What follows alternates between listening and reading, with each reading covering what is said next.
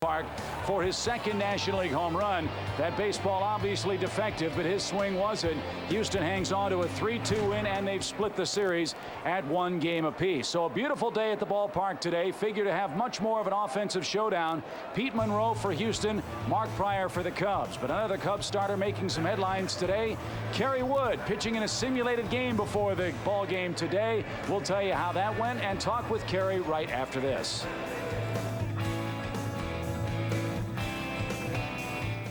This summer, you'll need a few fans, a nice breeze. He's gone. Strike 3 called inside. And something cool, cause it's gonna be a hot one. You can put it on the board. Yes. From the plate is not in time. Yes. He caught it. A rocket hit to left center field. Get him. Get him. And that's long gone. WGN, Chicago's official summer baseball station. Yes.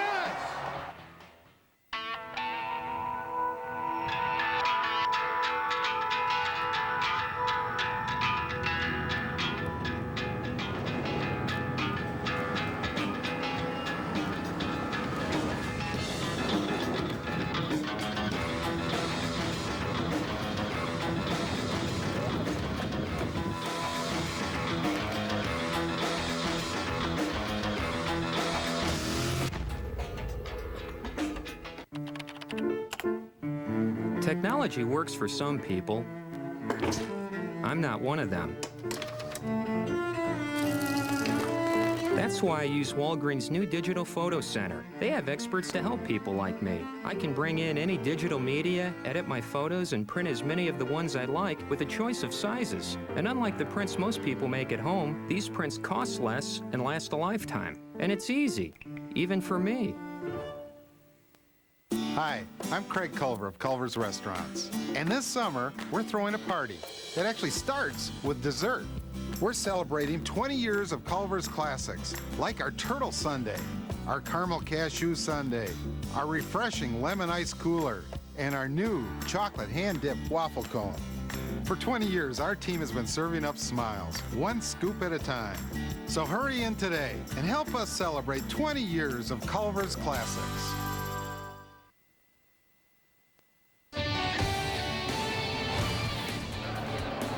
Time now for our Culver's This Day in Cubs History, brought to you by Culver's Frozen Custard and Butterburger Restaurants. July 1st, 1973, the Rebel, Randy Hundley, beat the Mets with a 3-run walk-off homer in Game 2 of a Cubs-Mets doubleheader. Another beautiful day at the ballpark. Chip Caray back at the leadoff man program, and it was great to see Kerry Wood pitch yet another simulated game today at the ballpark.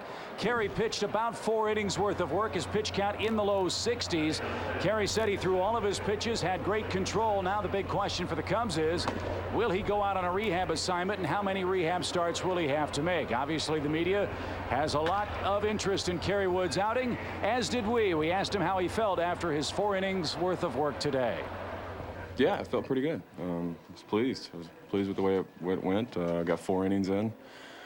I think we threw 60-something pitches, 60, 61, somewhere low 60s, and threw all my pitches. Everything felt pretty good. What's remarkable about this Cub team, not for a single inning of a single game this year have they had their 25-man roster envisioned coming out of spring training. Getting Kerry Wood will be a big help for Dusty Baker and the Cubs. We'll take a look at our starting matchup for the rubber game of this 3-game series with the Astros when we come right back.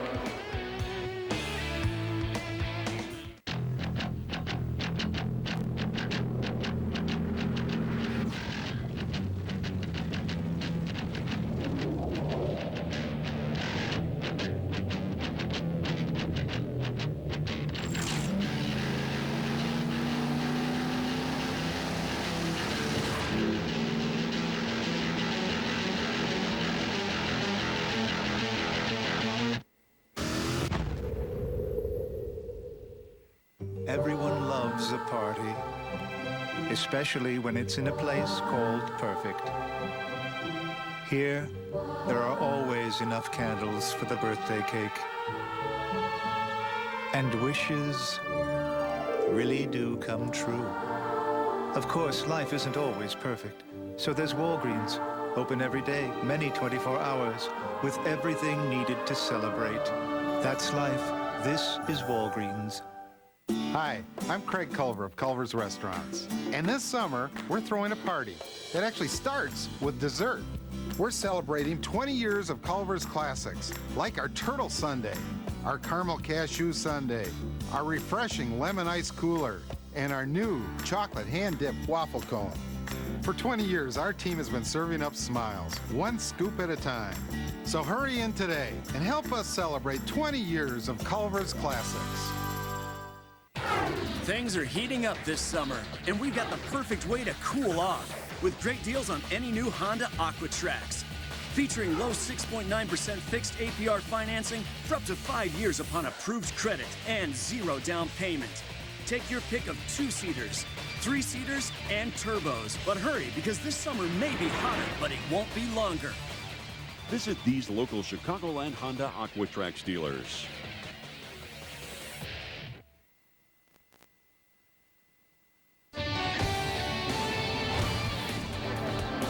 Well, starting today until August 28th, LifeSource, Chicagoland's blood centers, teaming up with the Cubs and WGN to help fight the summer blood shortage. All presenting blood donors get a special LifeSource Matt Clement poster as a token of appreciation. And all registered donors at a LifeSource Community Donor Center or mobile blood drive will get a chance to win some great prizes. And Matt Clement spearheading the blood donation effort this summer. When I was asked to do the LifeSource, you know, I was honored to be asked, and you know, you don't often get asked to do stuff where, you know, when you start reading the facts about every 2 seconds somebody needs blood, and you know, every time you give blood, you're helping 3 people out, and stuff like that is, you know, that hits home, and you can really see you're helping people out. So to be a spokesman, and if anybody, you know, because of me, you know, does that and goes and gives the blood, you know, I guess I'm honored to be a part of it. So Matt Clement, a great spokesman. Call 1-877-LifeSource for more information on that. Today's pitching matchup. Mark Pryor tries to pick up his 4th career win against Houston. Pete Monroe in the starting rotation. Wade Miller out with a bum shoulder. Hopefully Pryor and the Cubs can take 2 of 3 from the battling bees of the Houston Astros. Stay tuned. It's Game 3 of the series. The Cubs and Astros. The ball game's coming up next here on WGN Sports. The leadoff man was brought to you by Nissan and your Nissan dealer, and by Culver's Frozen Custard and Butterburger Restaurants.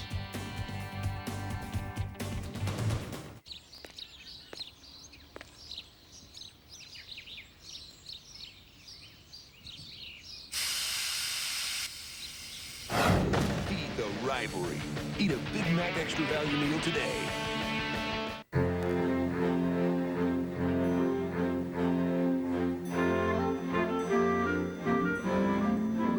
XM satellite radio. Find hotel. Bluetooth wireless technology. Dial. And voice-activated navigation. Do you need directions? No thanks. I got them. You are not alone. Introducing the all-new 270 horsepower Acura TL.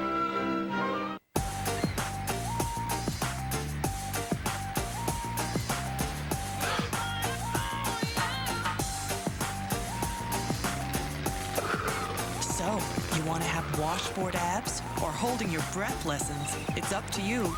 Everybody needs something. Call Valley Total Fitness at 1-800-FITNESS.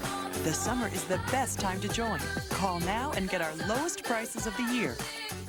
Hey, Cubs fans, keep your eye on the ball. Belted deep toward left. Swing and drive. The Cubs are on the board. Every time a Cubs player hits a homer at Wrigley, you could be a winner. It's the Southwest Airlines How Far Did It Fly home run contest. After every Cubs homer, write down the distance along with your name and address and send it to WGN-TV. 10 winners will receive 2 round-trip tickets to any Southwest Airlines destination. For every Cubs homer, ask yourself, how far did it fly? From Southwest Airlines, proud sponsor of the Chicago Cubs.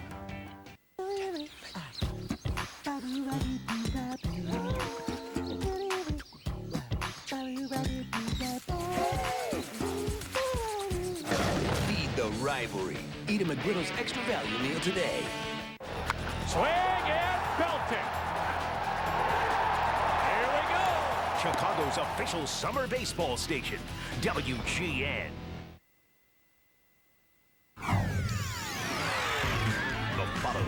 presentation of WGN Sports.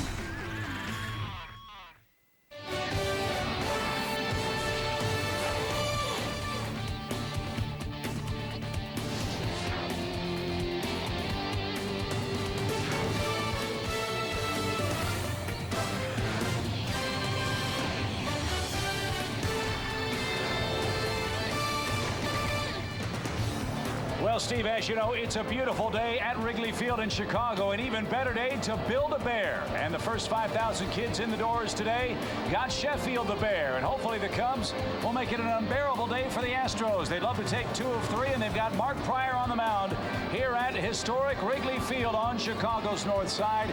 All the fun comes your way next here on WGN Sports. Hi again, friends. Chip Carey, Steve Stone. Great to be back at the ballpark where the Killer Bees reared their ugly heads yesterday for the Astros.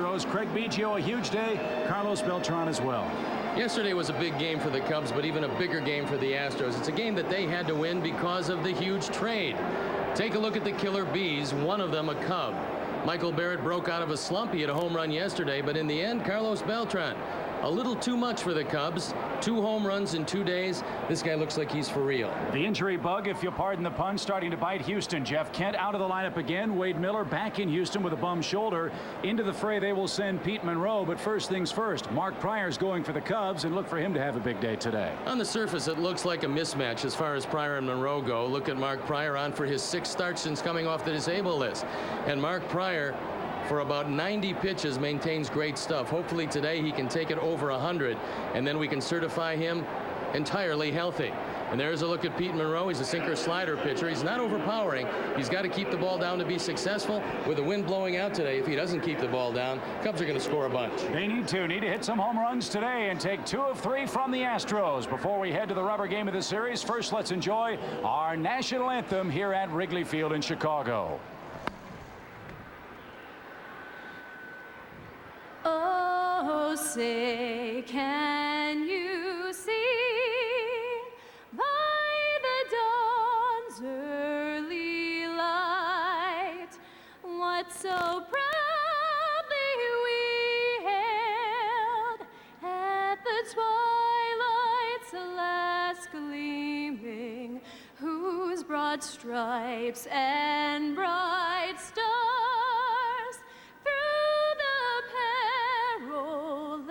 fight o'er the ramparts we watched were so gallantly streaming, and the rocket's red glare, the bombs bursting in air, gave proof through the night that our flag was still there.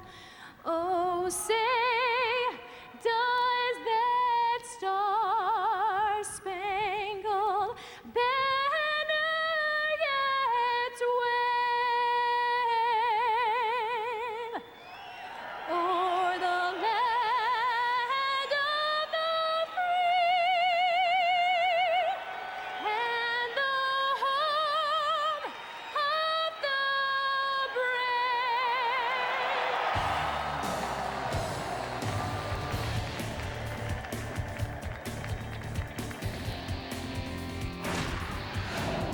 Chicago Cubs baseball, brought to you by Bud Light. Fresh, smooth, real. It's all here. Comcast Digital Cable. More Chicago sports now in high def. The Illinois Lottery. Have a ball with the Illinois Lottery during their 30th anniversary celebration. By Pepsi. It's the cola. And by Southwest Airlines. Over 2,800 daily nonstops to 60 destinations all across the country. We're not into gimmicks. we don't hype. So much of the news is uncomfortable. We don't add to the stress of bad news by making it sound worse. Allison, Tom, Dan, we're all on the same page. We're all doing news we'd want to watch. If you like things flying, loud music, fast talking, you can get that lots of places. But if you like your news honest and from people who like each other, I think you'll like our news at 9. And you might sleep better too. Watch Chicago's very own WGN News at 9 tonight.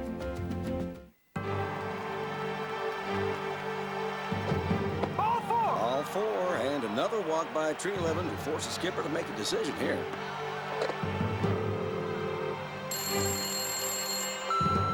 Hey, you've reached the bullpen. Either Dave, your lefty, or Bill, your closer are in right now, but you leave a message after the beep. We'll call you right back. Nice day for a ball game, eh, ladies? Fresh, smooth, real Bud Light. Yeah, I'm left-handed. It's all here. There's only one. Only one minivan has the most advanced safety system. Only one minivan has a flip-fold third-row bench. Only one minivan has so much to offer with Ford's available safety canopy system covering all 3 rows of seats. Ford's adjustable brake and gas pedals, and Ford's family entertainment system. Freestar is the one. Get into an all-new Freestar with 1,000 cashback when financed through Ford Credit. Plus, 4,000 cashback or 0% financing for 60 months. Ford, the one and only.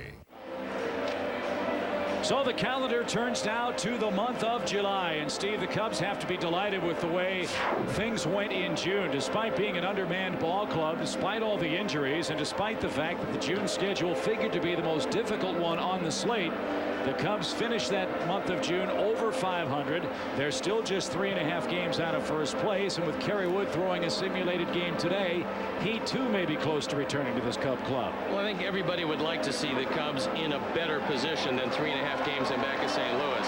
However, when June started, we all said the same thing. With all of the injuries, the way the pitching staff is, if we can stay afloat through the month of June, then the Cubs are going to be in pretty good shape. So although they are taking some heat from various quarters, they did stay afloat in June. They are in pretty good shape. And the Cubs are starting to get healthy when a lot of other teams are starting to break down. And one of those teams is today's opponent, the Houston Astros. Wade Miller out with a sore shoulder. They'll send Pete Monroe into the starting slot today. Jeff Kent not in the lineup for the Astros, who will send this group of 9 against Mark Prior today. Greg Biggio, 2 home runs yesterday, leads things off in left field. Adam Everett, the shortstop, hits second.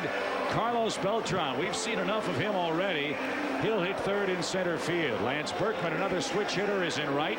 Jeff Bagwell hits fifth. Jose Vizcaíno, the former Cub, is the second baseman.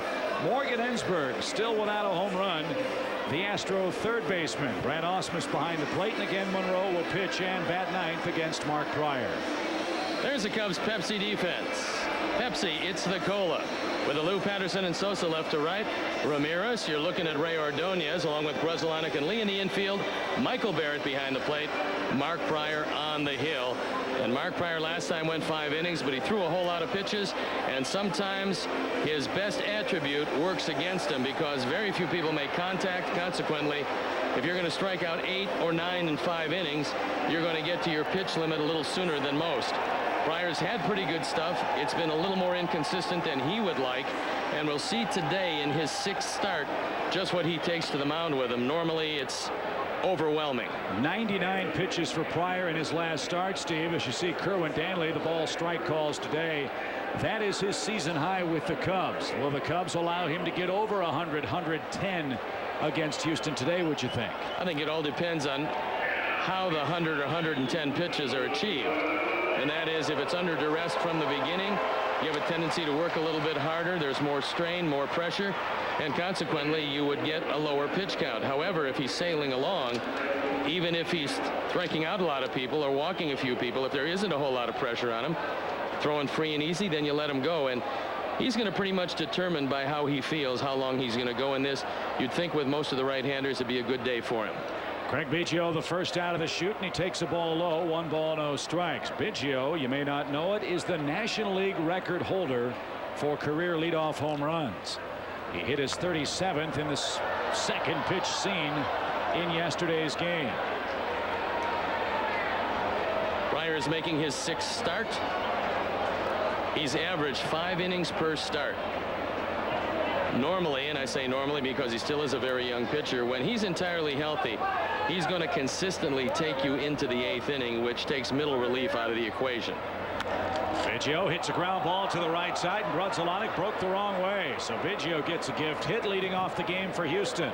There's an example sometime of day games, Chip, and white shirts in the background. You very rarely will see an infielder break the wrong way on a ground ball. And Grudzielanek is saying right now to Ordonez, I never saw the ball. He lost it in the shirts. Otherwise, a ground ball through the right side, which should have been an out, turns into a base hit. That will happen. And it sets things up for Houston and the best bunter in the National League right now, Adam Everett, with 21 sacrifices and 8 bunt hits. Let's see if Houston plays for an early run here in our first inning. They will. Bunted hard back to Pryor. He's got time to go to second, and the stretch is in time. Nice play out there by Ordonez to stretch and hold the bag to force Biggio. 1 out.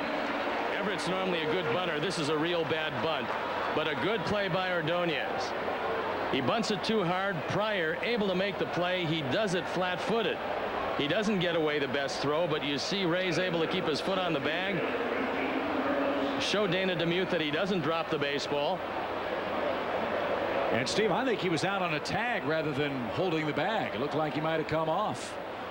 Either way, it's out number 1 in front of Beltran. Beltran hitting .400 in the National League. Both home runs coming against the Cubs in the first 2 games of this series.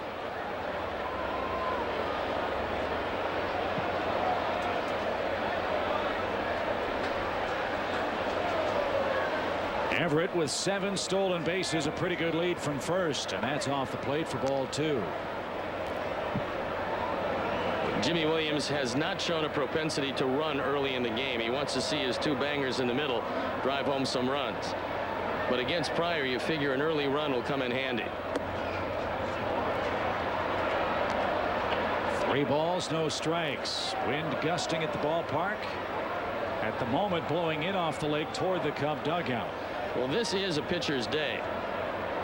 And normally you don't see Jimmy Williams giving his sluggers the 3-0 green light early in the game. We don't know what he's going to do with Beltran. He had it that time. 3 balls and a strike. I would think now if you want to run, this would be the pitch to run. Their running game revolves around Everett. If he is 100% healthy, he's a devastating force on the base paths. If in fact he's still suffering a little twinge from that hamstring problem, then they won't send him in motion. We'll find out about his health by what he does on this pitch. 3 balls, 1 strike. Pretty good lead over there. He's not going, and it's a full count. Well, he didn't go 3-0. He didn't go 3-1. Will he go 3-2? He's going 3-2. And Beltran has a tendency to strike out. So you can strike him out, throw him out.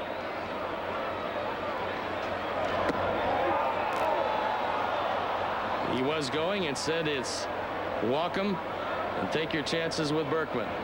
So first walk of the game for Pryor. First and second are Beltran and Everett respectively, and Berkman's coming up.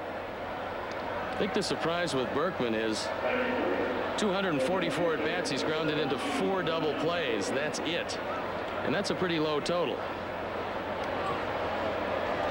Well, 1 here would be real nice.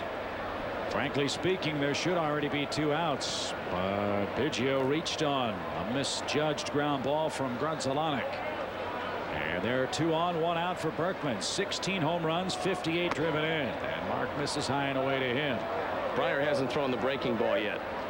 And somewhere along the line he's going to have to establish that. Now I know what's going through his mind, and that's probably what Barrett is going out there to talk to him about. You've been a 1-pitch pitcher so far, and you're going to have to start varying your pattern. Berkman, a much better, more powerful hitter from the left side, despite being a natural right-hand hitter.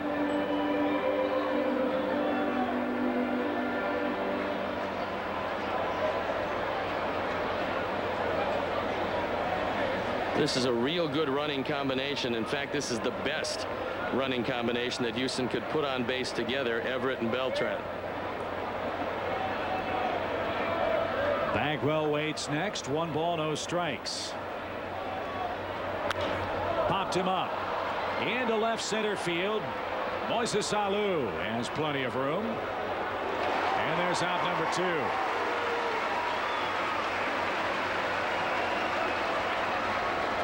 So 1 bullet dodged. Berkman 2 for his last 17 at the plate. Here's Jeff Bagwell also slumping. As you know, Bagwell's taken a couple of cortisone shots in that right shoulder. And I think, frankly, Steve, he surprised everybody in the ballpark with the play he made from his knees to force out Derek Lee at third base. Well, he used to make that play routinely, but lately the throwing shoulder hasn't been particularly good.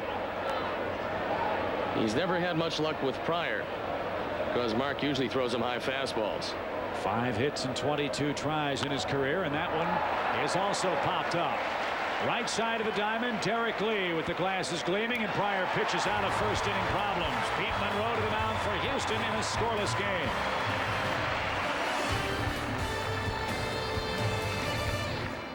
Pack the car. Pack the car. In the Harvard. In Harvard, yeah. Dollar. Tonic. Boston Tea. Patty. Patty. I need $1 for a tonic. Y'all want to get some chowder? Chowder. The concert was wicked hardcore. The concert was wicked hardcore. Getting ready to go to Boston? Fly Southwest Airlines nonstop to nearby Providence or Manchester for just $79 each way. You are now free to move about the country. Sammy Sosa.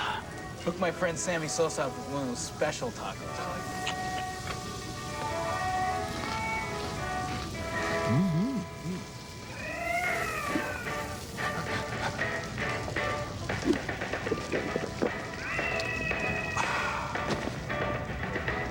Hey! Tacos and Pepsi. Perfect double play. It's the cola.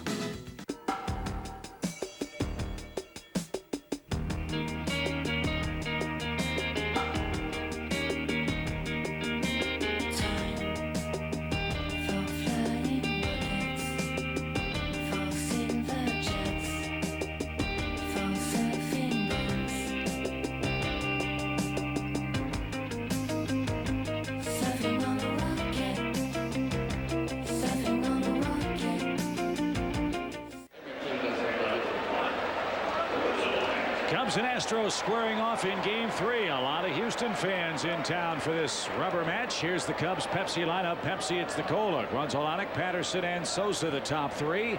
Alou, Ramirez, and Derek Lee hit 4th, 5th, and 6th. Michael Barrett hit 7th. Rey Ordonez 8th, and Mark Pryor will face Pete Monroe 9th. Hard hit ground ball to Everett at short. The youngster gobbles it up and throws him out. 1 pitch, 1 man down. Houston's defense stony. Pretty good with Everett at shortstop. It is a good defense, and it's gotten better with Beltran in center. It's Biggio, Beltran, and Berkman left to right with Ensberg, Everett, Vizcaino, and Bagwell. Brad Osmus behind the plate. Pete Monroe on the hill. When Monroe is right, and the Cubs haven't seen a whole lot of him, he's going to throw a lot of ground balls. If the Cubs are patient, they'll get a pretty good pitch to hit. If they're over anxious, they're going to ground out a lot. That's what Gonzalez did. Here's Patterson, a 9-game hit streak for Corey. You'll recall a month or so ago, Patterson was swinging at everything but the rosin bag at the plate. He's been working overtime on his bunting game. He's been taking a lot more pitches. He's been seeing a lot more hitters counts, and the numbers reflect that. He's a .333 hitter the last month, and it'll go up on an all-or-nothing play. He didn't pick up the baseball running down the first base line, but Patterson reaches with a 1-out infield hit. Well, he's not going to second on that play, and what he thought is that Everett was going to come in with a bare hand and make it close at first. It is a base hit. You see the pitches seen by Corey Patterson in the first 2 months and the pitches he saw in June. So literally, he's seeing a third more pitches, and because of that, he's hitting much better. It's a bang-bang play for Everett. Either you come in and catch it and throw it in the same motion, or you don't get Patterson, and that's knowing the speed of the guy who's going up the line. You have to play Everett the same way, so a taste of his own medicine with Patterson at first. Here's Sosa. Will the Cubs do some running with Corey here in the first inning? He has 9 of the Cubs team total of steals. I don't think you want to run to take yourself out of this inning because you're running against a real good throwing catcher in Osmus. And it appears that Monroe is pretty quick to home plate. Jimmy Williams gave Pete Monroe the ball and said the starter's job is yours, at least until Wade Miller comes back. But he's lost for a couple of weeks with some tendonitis in the shoulder. Monroe was beaten by the Pirates last time out. That catches the corner to even up the count. Monroe is a typical sinker slider pitcher who has to move the ball around to be effective. There's really not much he'll do with the fastball that is eye-popping, but he has to keep it down. It does sink. And so far he's able to throw a couple of ground balls. 1-1 pitch. 2 balls, 1 strike. Every single one of these games has been a white knuckle ride. It'd be nice for the Cubs to have a 4 or 5 run lead at some point in this series, but 2 very evenly matched teams meeting here on the 1st of July today. Corey started and stopped, and Sammy took it outside. 3 balls and a strike. Well, Monroe isn't a strikeout pitcher. Now you might get a situation where you run with Patterson. You want to stay out of the double play. You figure they're going to stay away from Sammy. He's going. Good job. Chop toward the left side. Ensberg has 1 play, and he makes it to first. Well, Monroe has thrown 3 ground balls.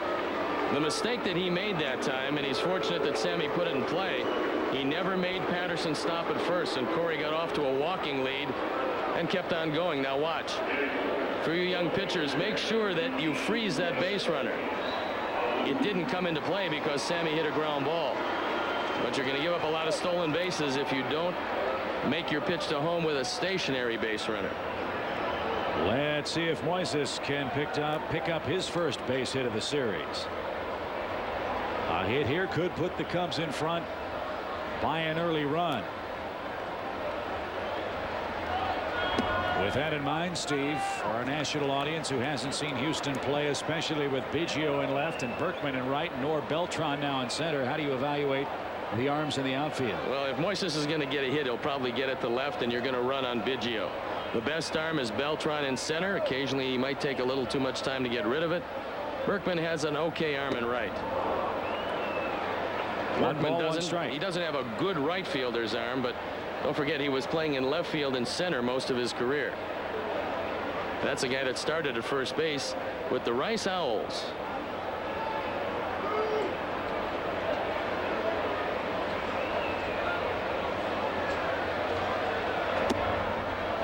That's downstairs. 2 balls and a strike.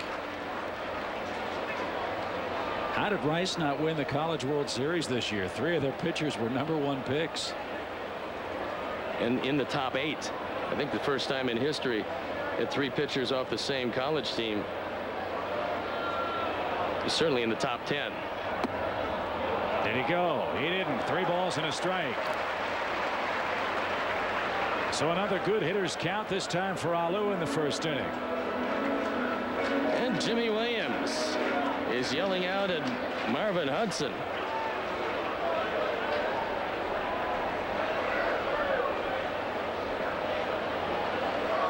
Jimmy's fiery today. Full count now. 3 balls, 2 strikes.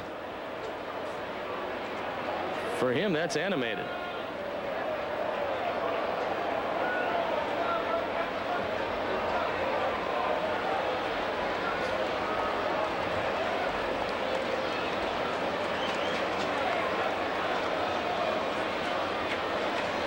Three balls, 2 strikes here in the bottom of our first. Fisted into center field. That ball might drop.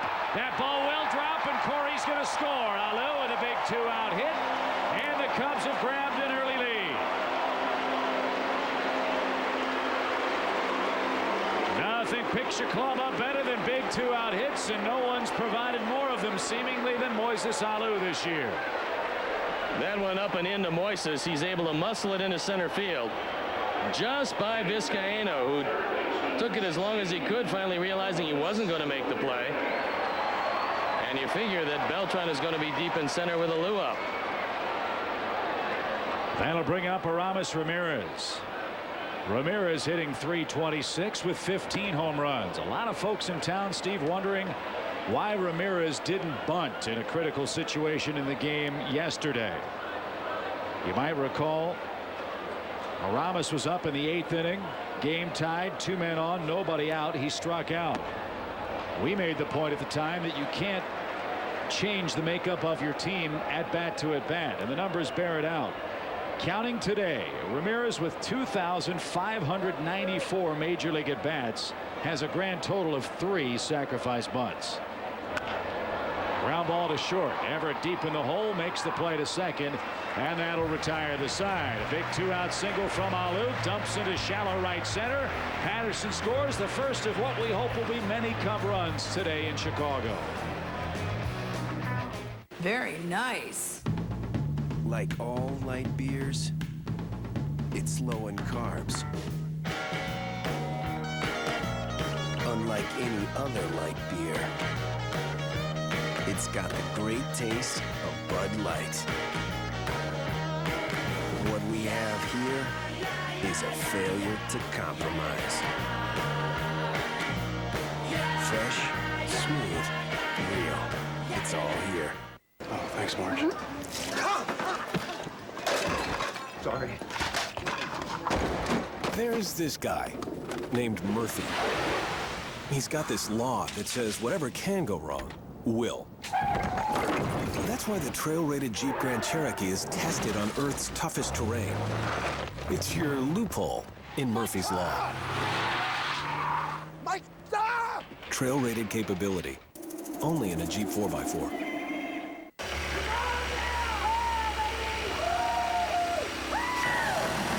What are you guys doing? We just ordered a dude down. Great. Get ready. You've never seen a Dell like this. Introducing Dell flat screen LCD TVs. They're HD ready and save over $500 on the 30-inch TV, now starting at $22.39. Delivered to your door, free. Just call or go online. Easy as Dell. Luxury means never leaving home, even when you leave home. Surround yourself with DVD entertainment for 7 passengers. 315 horsepower. Remarkable handling. Satellite navigation, a rear-view monitor, and the most second-row legroom in its class. Introducing Infinity's new full-size SUV, the QX56. Unexpected? Expect nothing less from Infinity.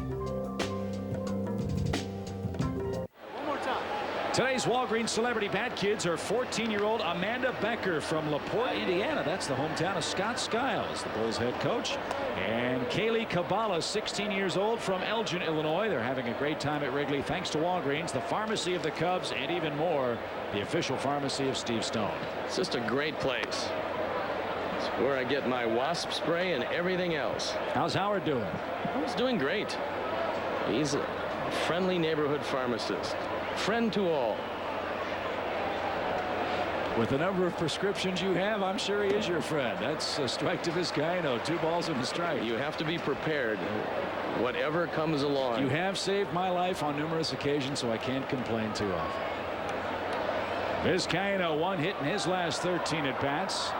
Again, he's filling in for Jeff Kent, who, after hitting a double in game 1 of this series, pulled up lane between the first base and second base bags. Jose Vizcaino has always done a nice job against Mark Pryor. He's not going to overswing, and if he's throwing fastballs, he's going to hit the ball to left or left center, so Lou probably should beware. Rolled foul and out of play. Still no sign of the breaking ball from Pryor, Steve. Is that something maybe he's saving in his arsenal for the middle innings of today's game? I think maybe he wants to get a little looser and realizing without the breaking ball you're not going to strike out as many hitters. Consequently, he'll go deeper in the game. That is, if he can keep this very good Houston attack at bay. Fisted back toward us and out of play. 2 balls, 2 strikes. There are some other games in progress around the big leagues today. The Mets beating up on the Reds 5-0 now in the bottom of the 8th inning in Cincinnati. Don Baylor's taken over as the hitting coach for that New York Met ball club, Steve, and it seems that they're scoring a few more runs under his tutelage of late. I think Don Baylor is acclaimed as one of the best hitting coaches in all of baseball. Now he's getting a chance to ply that trade once again with the Mets. 2-2 count. And Vizcaíno pokes that to right center field. Look at that piece of hitting. Around first, on his way to second is Vizcaíno with a leadoff double. Boy, how about a short, compact stroke there? Well, that's why he's had such luck against Pryor, because he doesn't overswing. He came in hitting .429 against him, so you figure he's going to hit the ball. That fastball was over his head, which shows me that Pryor's fastball at this point isn't what Pryor's fastball normally will be. As Vizcaíno is not going to pull a good Pryor fastball, and he pulled that one in the hole. With the play in front of him, he easily coasted into second. And you know, Ensberg doesn't want to pull this particular pitch from Pryor. He'd like to get Vizcaíno over to third base with nobody out. Ensberg, 25 home runs for Houston last year. Does not have one this season, but he'll get the glad hand as he does his job, sending Vizcaíno 90 feet away from the plate with the first out of the second inning. Well, Mark Pryor has gone out with an unusual game plan, and that is throw all fastballs. So far, he's been good enough to stop this Houston team from scoring. Ausmus will make contact, and he's another guy that's had luck against Pryor. Not many right-hand hitters can say that, but because he doesn't overswing, and because it should be a close game, they're bringing the infield in at all four positions. Cubs protecting a 1-0 second inning advantage here with ball one high and away to Ausmus. This is the advantage of Mark Worth throwing his good curveball, because high fastballs, you're going to hit a fly ball.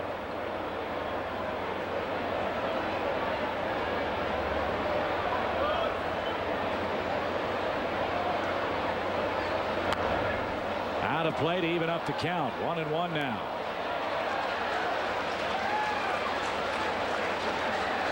Other baseball, White Sox over Minnesota 2-1 after 6. Cleveland 3, Detroit 1. That game bottom of the 5th inning, and Toronto and Tampa Bay scoreless in the second. The Devil Rays only 4.5 games out of the American League wild card. At the moment, they're chasing Oakland. Right now, Boston would not be in the playoffs if things were to end in the American League today. 2 balls and a strike.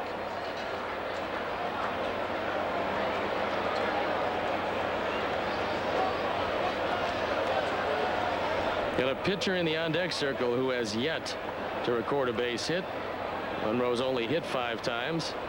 His start was supposed to come in the next Houston game, but with Miller on the shelf, they moved Monroe up a day. And they've called up Jeremy Griffiths to pitch against the Texas Rangers. The battle for the glass boot will continue down at Minute Maid Park. Wasn't the glass boot broken? Like Cinderella's slipper, yes. In transit, it went from Houston to Arlington for the opening game of that Lone Star Series. It was broken in transit. That was the first curveball that Pryor's thrown, and it showed you why he hasn't thrown them. That one spun out of his hand. And now Monroe is going to talk with Gene Lamont. 2 ways to use a bunt here: the suicide squeeze, which I don't think they'll use, and the safety squeeze, which seems to me the best option. Larry Rothschild's going to come out to talk with Mark Pryor. I think he's kind of surprised that Pryor has thrown 1 breaking ball, and now this the second inning. And that one almost spun over the head of Michael Barrett.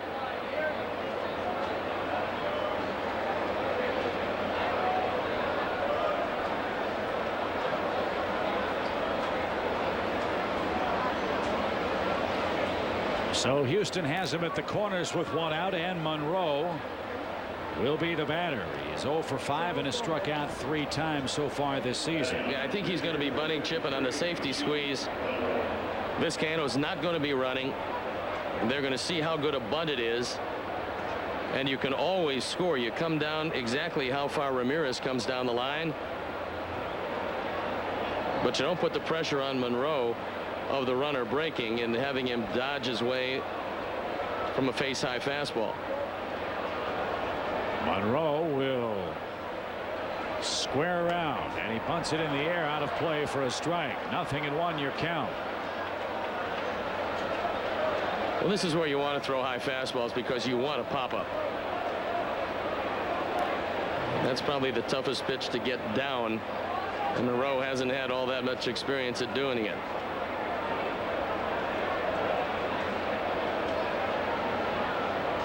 No balls and a strike.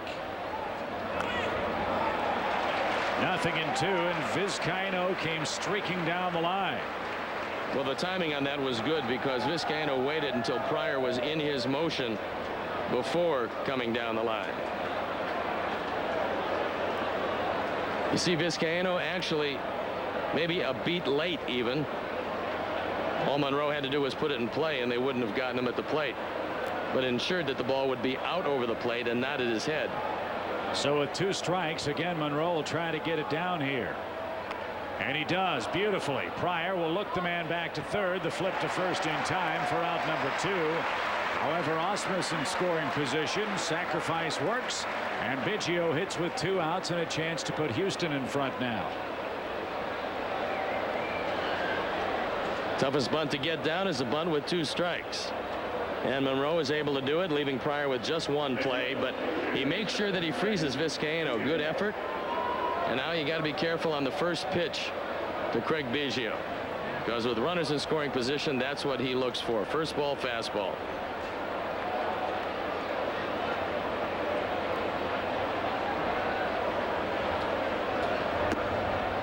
That one breaks off the plate. 1 ball, no strikes. Thrown 2 breaking balls, not the normal Pryor breaking ball yet.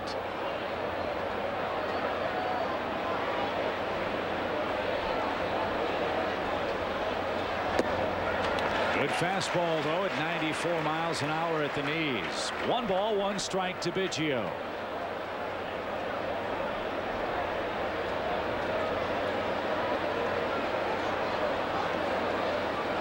Houston goes home for 3 with Texas. Then they head to the West Coast right before the All-Star break. Reason for that, their ballpark will host the All-Star game. And that was a good curveball from Pryor. He had Biggio well out in front of it. He followed up with another one, keep it in the same spot. He should be in good shape.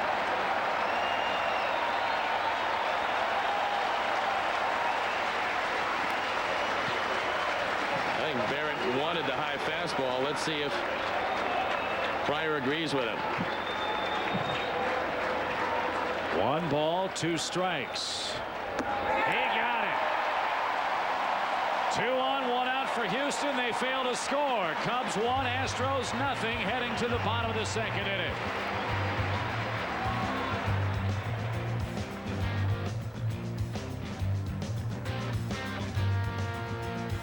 Chicago viewers are talking about WGN Morning News. I wouldn't get up to go to work without this show. You have the best morning news crew in the business. You jumpstart my day. You are the people who make getting up worth it. You could be the new Friends. You guys rock. You make the news fun to watch. Thanks for a great start to my day. Salute to the best in the morning in Chicago. Why would anyone watch anything else? See what everyone's talking about. Chicago's very own WGN Morning News. This portion of Chicago Cubs baseball is brought to you by your local Ford store.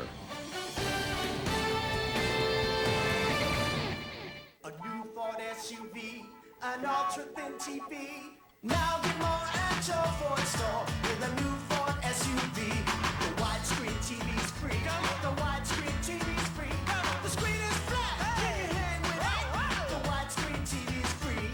Get 0 for 60 or choose $3,000 to $4,000 cash back. Plus, current Ford owners get an extra $1,000 on Explorer. All that in a free Dell HD Ready LCD TV. The new Ford SUV.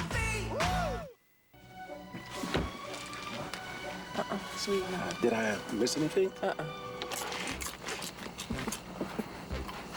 It's not summer without movies. Can you turn that up? Sure.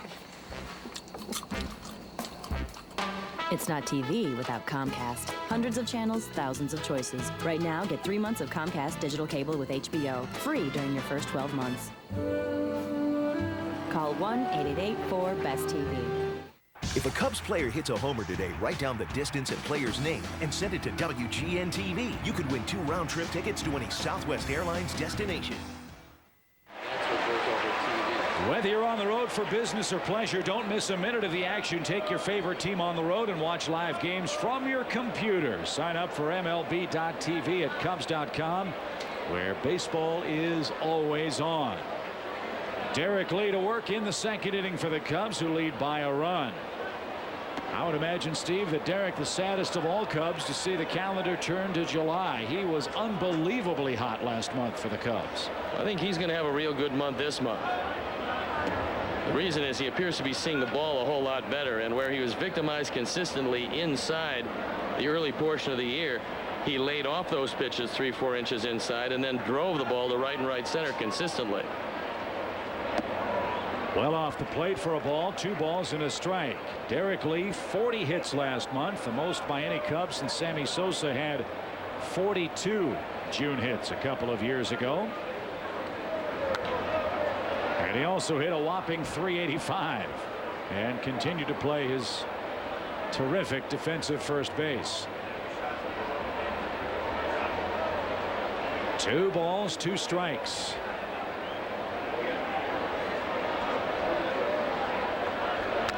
Broken bat toward Ensberg. He'll gobble that up and make the play for out number 1. Well, we're seeing a lot of bats shattering around Major League Baseball, and Lee adds some kindling to the pile.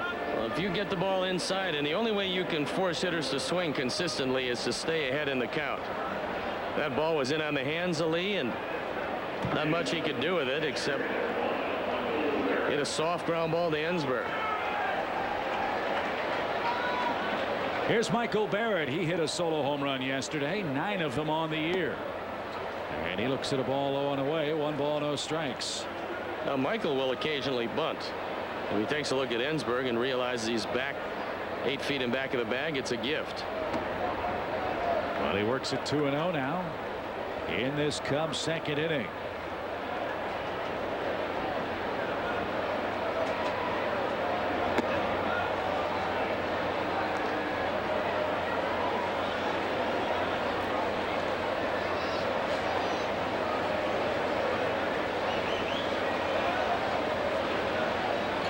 Two balls, 1 strike. He's staying away. 2-2.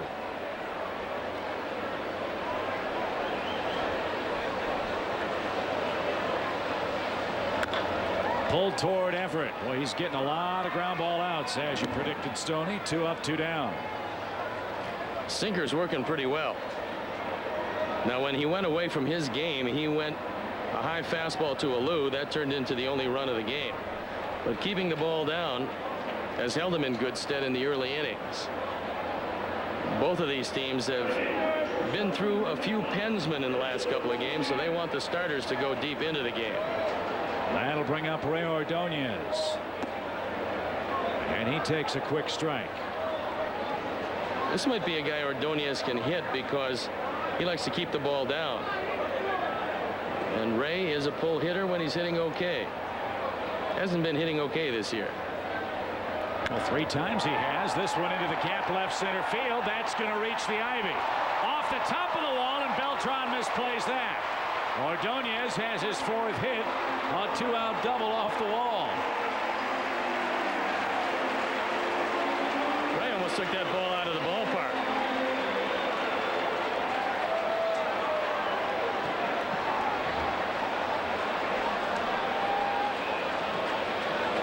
You see that ball out over the plate, and Ordonez hits it very hard. So that snaps an 0 for 13 slide for Ordonez. And it allows Mark Pryor to hit here in the second. And as you know, Mark swings the bat very well. It's another good matchup for the Cubs because Monroe's not overpowering. And Pryor has swung the bat well since he's put on a major league uniform.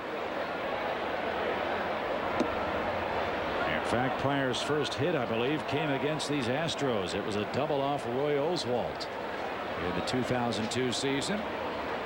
One thing to bear in mind when you're thinking about rehabbing your elbow, you're not thinking about your hitting stroke too much. 0-1. Well off the plate, evens it up. Ball and a strike. The Eggert family here from Las Vegas, Nevada. enjoying the ball game today, as is Corbett Ryan, celebrating number 26. Here with the Cubs and Astros playing game 3. Out of play off the bat of Pryor. 1 ball, 2 strikes.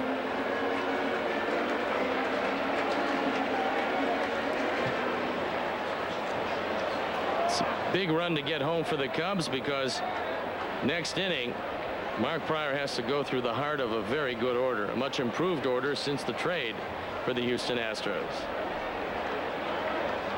1 ball, 2 strikes.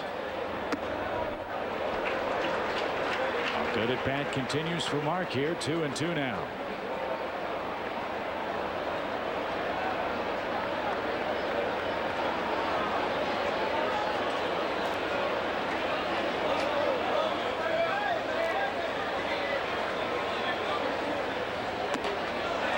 He's run it full now. 3-2.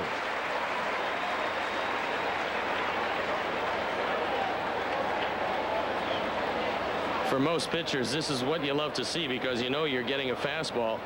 They don't want to walk you to get to Gruzzle on it. Payoff pitch, and he took a called 3rd strike. Mark with a look back, and that'll retire the side. No runs, 1 hit, 1 left. Heading to the 3rd, the Cubs still lead it 1-0. Believe it, achieve it. All right. Now, come on. You man can't lift this weight.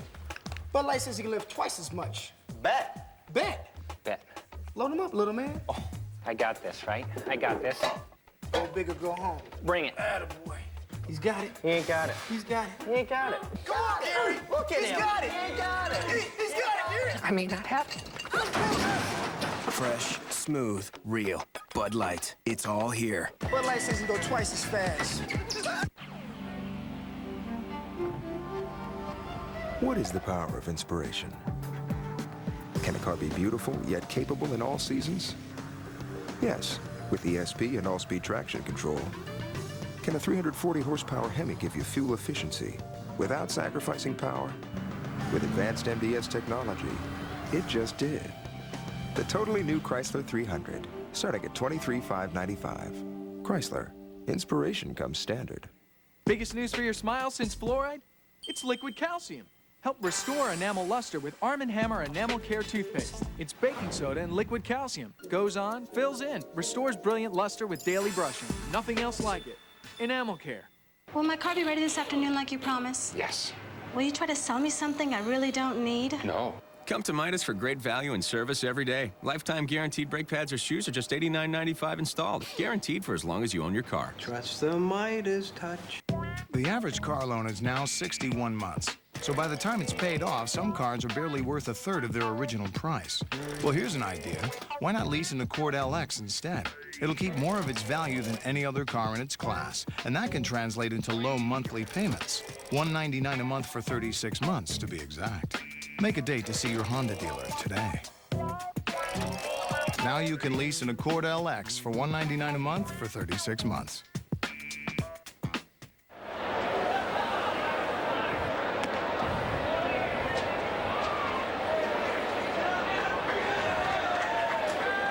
There's a look at Sean Sheehan at the ballpark today.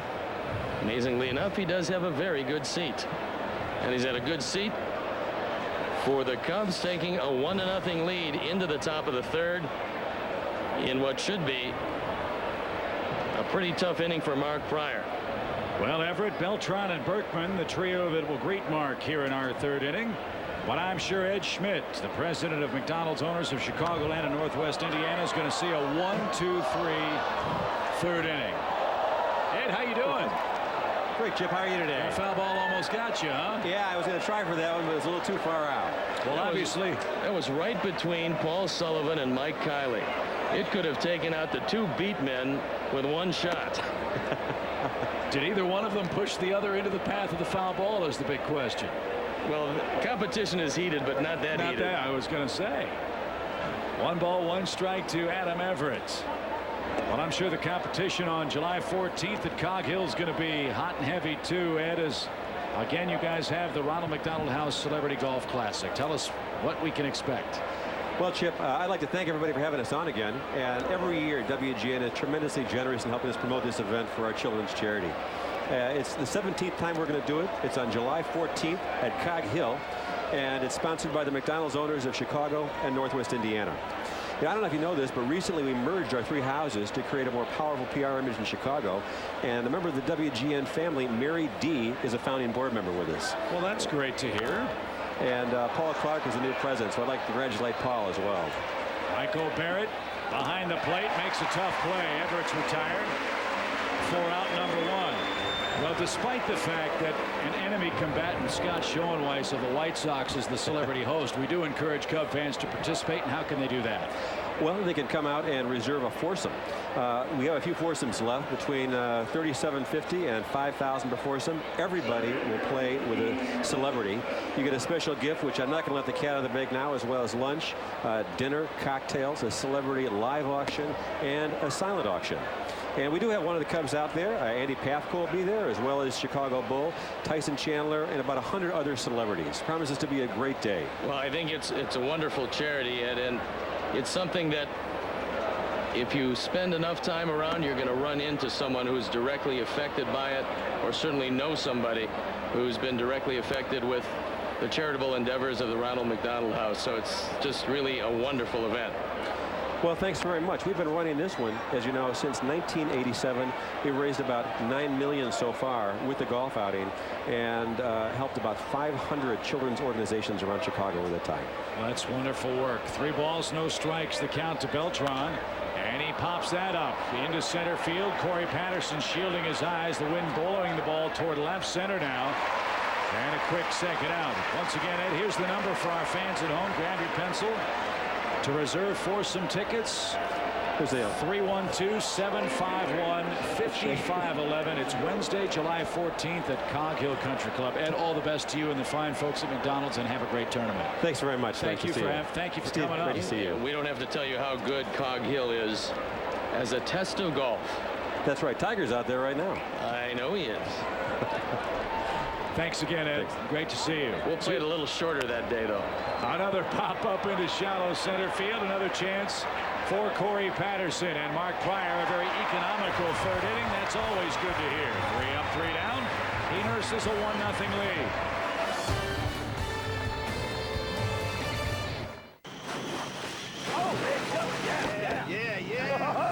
Yeah, looking good.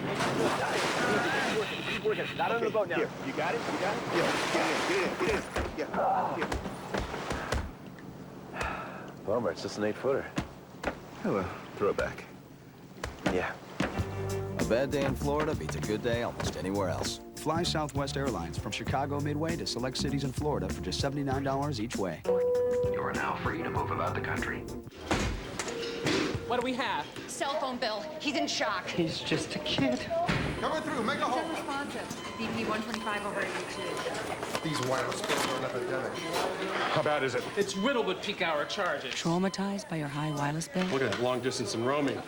Okay, people. Take your number to T-Mobile and call whenever, wherever. I'm feeling better. Oh. Now get 1,000 whenever minutes, no long distance or roaming charges, just $39.99. T-Mobile, get more. Hyundai's on a winning streak, and during Hyundai's winning streak summer clearance, save big on models like the stylish Hyundai Sonata, named highest-ranked entry midsize car in initial quality by J.D. Power and Associates. It's this dedication to initial quality that lets Hyundai offer America's best warranty: 10 years, 100,000 miles. Plus, get up to $2,000 cash back or 0% APR. So don't buy another car before you check out Hyundai's winning streak summer clearance. This 4th of July weekend, get up to $2,000 cash back on the Hyundai Elantra. This portion of Chicago Cubs baseball on WGN is brought to you by Hyundai. When your car comes home with America's best warranty, you win. Hyundai. Walgreens Pharmacy of the Chicago Cubs. And by Acura. Experience the performance today at your local Acura dealer.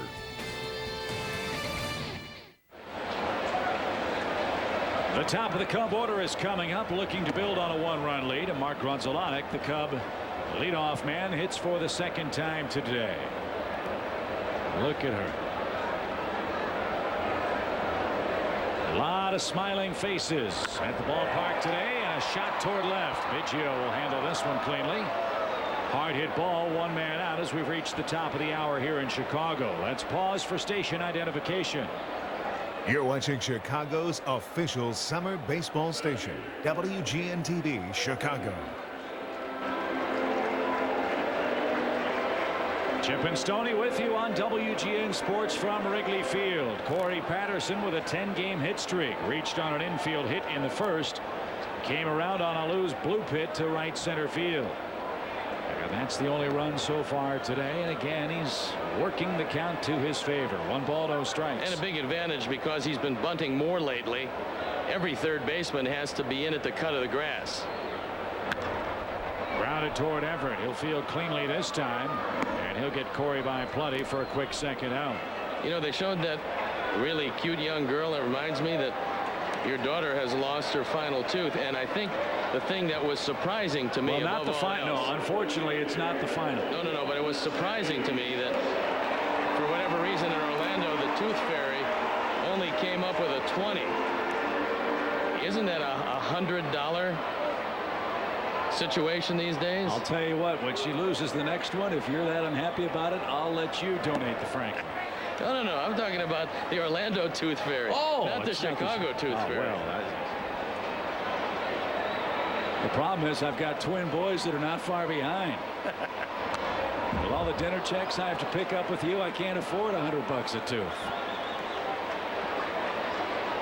Now, but Summerlin's doing great. 1 ball, 1 strike, the count to Sammy Sosa.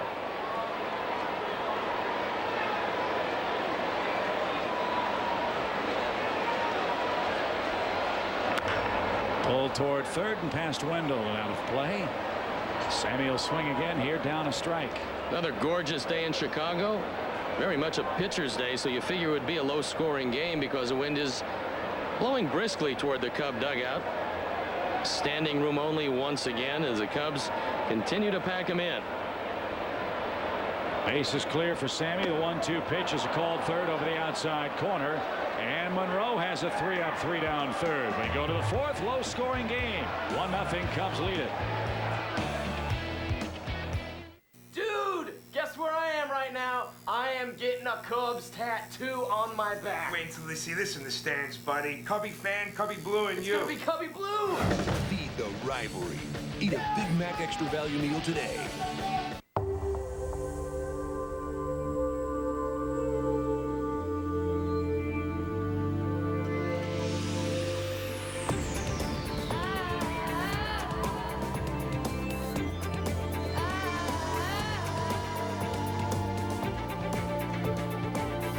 The 7-passenger, electronic 4-wheel drive Acura MDX.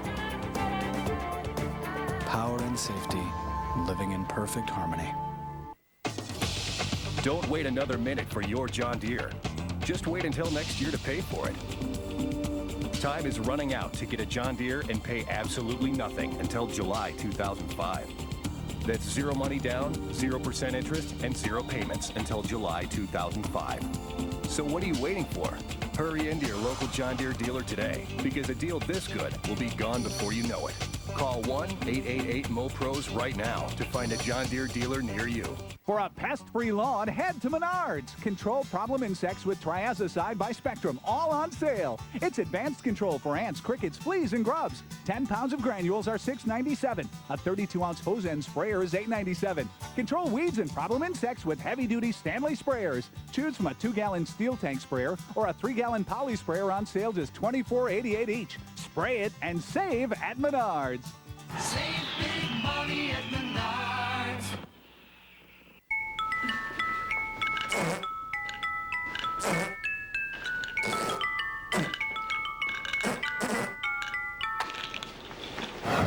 Feed the rivalry.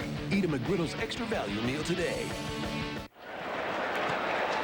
Bagwell takes a strike as we mosey along already to our 4th inning of play. The Cubs leading 1-0 on a gorgeous July 1st. Popped up over our heads and out of play by Bagwell. I'd like to send along best wishes and congratulations to some dear friends of mine. Dr. Jerry and June Becker celebrating their 56th year of wedded bliss. That's a long time. That's a long time for anything, especially marriage. You're going to find out soon enough. Pitch to Bagwell, popped up out of play. Even in the best of times, it would be optimistic to think I could make 56 years. What did you say, wedded bliss? Wedded bliss. What if you take out the LIS? Well, we echo those sentiments. 0-2 the count to Bagwell. Did he go? Nope. 1-2 your count. Bagwell gets another swing. 3 hits in his last 20 at bats. We talked about the cortisone shot, Stoney. How many more is Bagwell going to have to take to get through this year, you think? He thinks 2 more. And then he does have another couple years on the contract. He would like to end his career as an Astro, and he probably will. This is a guy that was a third baseman when he started with Boston. They made a great trade. Boston got Larry Anderson. Astros got a young third baseman who became a great first baseman. And he takes a called third strike. Pryor paints the corner, carved up Bagwell that time, and Mark is retired. 6th consecutive man. Chicago Cubs baseball on WGN, your official summer baseball station, is brought to you by Bud Light. Fresh, smooth, real. It's all here. Bud Light. Well, the reason why Pryor's only fanned 2 is because he's not throwing that many curveballs. However, he's been real effective, and that'll keep the pitch count down. Pulled out of play for a strike to Vizcaino, who punched a double into right center field, leading off the 2nd inning. The Astros stranded 4 men in the first 2 innings today, and Pryor seemingly getting much more comfortable as we move to the middle frames today. Cued back to the mound. 2-pitch out. If Lee can corral it, and he does. Eric Lee saves a throwing error from Pryor. He's been doing that all year long, and that's one of the reasons for most of this season why the Cubs have been in the top 3 in defense. That's to give you a sense of comfort with Derek Lee at first base, knowing that he can take an errant throw and turn it into an out. Lee's only been charged with 2 errors all year, but it's the errors that he saved that's really made a huge difference in the Cub defense. Here's Ensberg, and he swings late. No balls and a strike to the young Houston third baseman.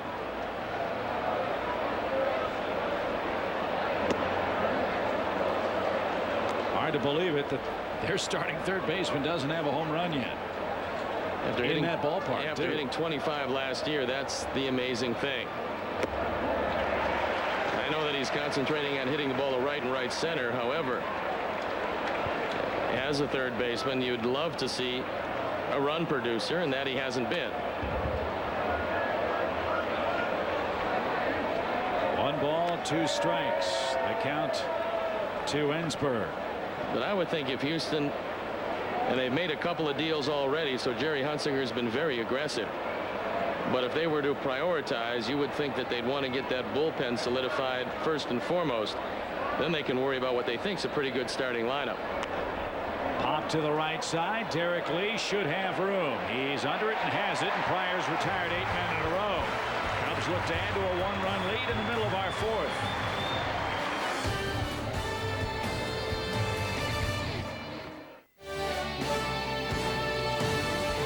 This copyrighted telecast is presented by the authority of the Chicago Cubs and may not be reproduced nor retransmitted in any form. And the accounts and descriptions of this game may not be disseminated without the express written consent of the Chicago Cubs. Coming this fall from the creative force behind the OC. When family blood runs this hot. Hey, I worked! I stood here and I worked with the family. The only rush. Is this the way you've been running things? Is coming out on top. Am I ever gonna see you again? The Mountain. Coming this fall to WGN, Chicago's WB.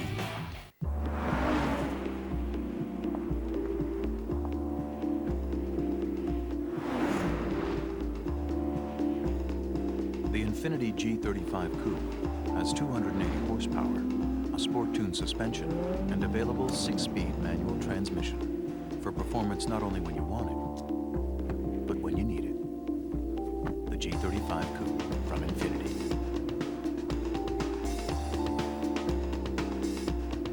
Visit the J-Team at Jiffy Lube every 3,000 miles for our thorough, some might say obsessive, signature service oil change.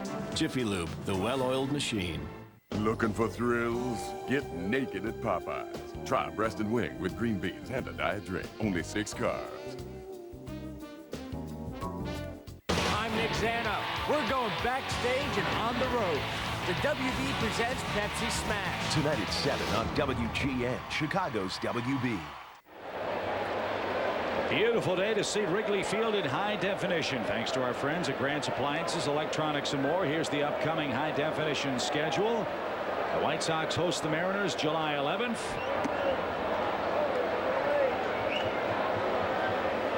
Then we'll finally look at the Milwaukee Brewers, the only team in the National League Central yet to face the Cubs this year. And Cubs and White Sox baseball in high definition for our Chicagoland viewing audience only. Moises Alou has the game's lone run batted in, a 2-out bloop hit in the bottom of the first.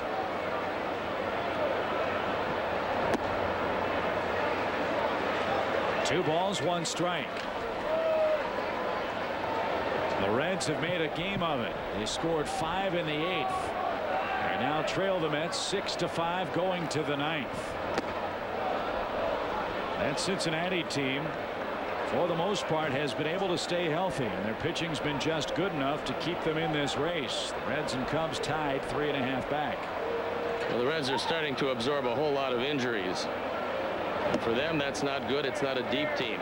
Larkin has been in and out of the starting lineup. Sean Casey was hurt. That's a huge loss because he was tied for the league lead in hitting. Austin Kearns is going to be lost for probably 6 weeks. But Adam Dunn keeps hitting the ball out of the ballpark, and Danny Graves keeps saving games. Payoff pitch to Moises, and that's off the plate for ball 4.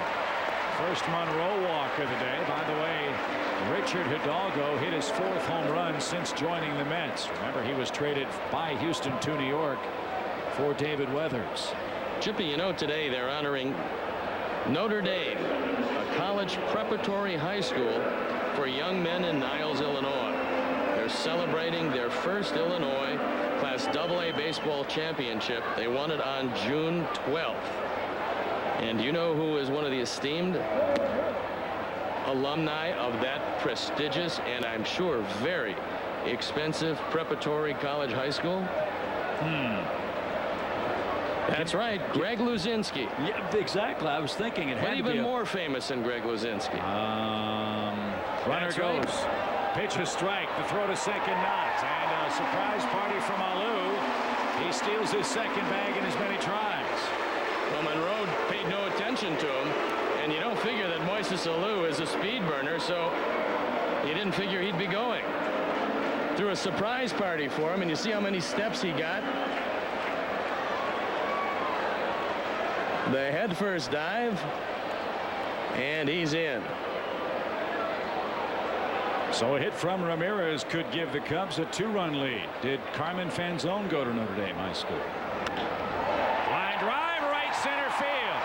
Moises will come around third, and he will score. A walk, a steal, and a single makes it 2-0 Cubs.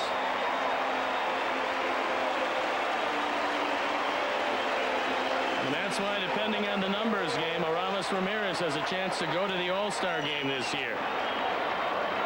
In RBI situations, he says he concentrates more, and his ability to hit the ball to right and right center field allows him to drive in as many runs as he does, and that's number 56. And the Cubs add to their lead. Chicago musician Jim Pankow, another alumni of that school. NBA player Jim Les. Sure, I remember Jim. Played with the Sacramento Kings for many years. U.S. Rear Admiral John Devitt. I use his cards all the time. And John McDonough. No. Yes. How can you be a distinguished alumnus with a 1.78 grade point average. Well, that was out of 1/8, though, wasn't it?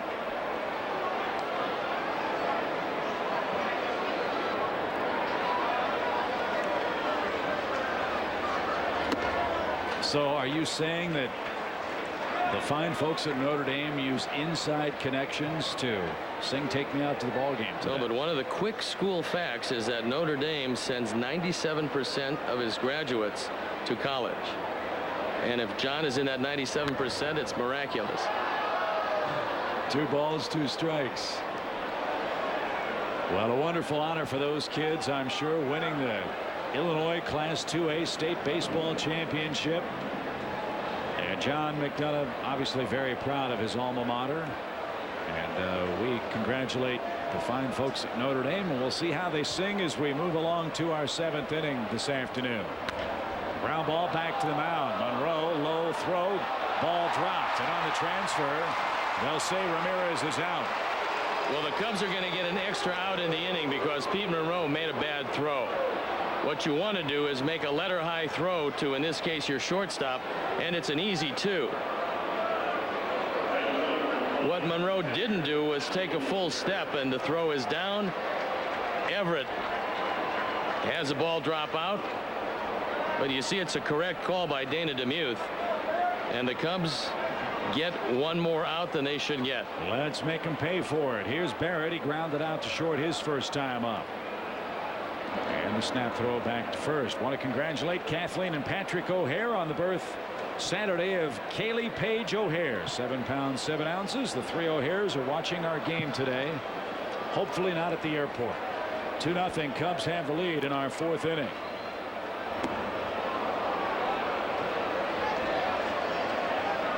Down on the farm, how about Brandon Singh? 25 home runs at Daytona.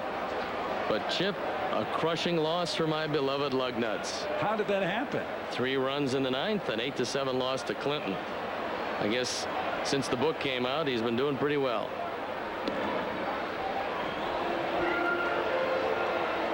Andy Cisco picked up a win. Can always use gigantic left-handers. And he only gave up 1 run unearned in 5 innings. Out of play foul off the bat of Barrett. Michael Barrett has hit everywhere in this lineup. The reason he's driven in 39 runs is most of the time he's in the 7th spot. The Cubs have used him in the 2 spot, where you have a few more responsibilities, hitting behind the runner and the occasional bunt. But Barrett's done a much better job behind the plate over the last month and a half. No balls, 2 strikes. He looks at that ball low for a 1-2 count. Well, Jim Hendry and Gary Hughes, his special assistant, longed for Michael Barrett from afar for many a season. They finally had a chance to get him from Billy Beane and Oakland in exchange for Damian Miller. Well, he's going to hit over 15 home runs and drive in about 75, which is an upgrade. And he's a lot younger than Damian Miller, and that factored largely into that trade decision as well. And I'm sure in Oakland they're very happy with Damian. Imagine a guy that's been able to catch the likes of the Diamondbacks and the Cubs and now Oakland. Probably he's the one catcher that's caught the best starting pitchers in the game in this certain era. I can't believe that when you take a look at who he's handled, it's been much better than Schilling and Johnson with the Cubs. Wood, Pryor, Zambrano, Clement. Now he's got Zito, Harden, Mulder, and Hudson when he's healthy. Lee's running. The pitch rifled right center field. That's going to get down and go to the wall. Lee around third. He'll get the green light. Barrett around second. He's going to try. Here's the relay throw. It is Lane. A sliding triple. And it's 3-0.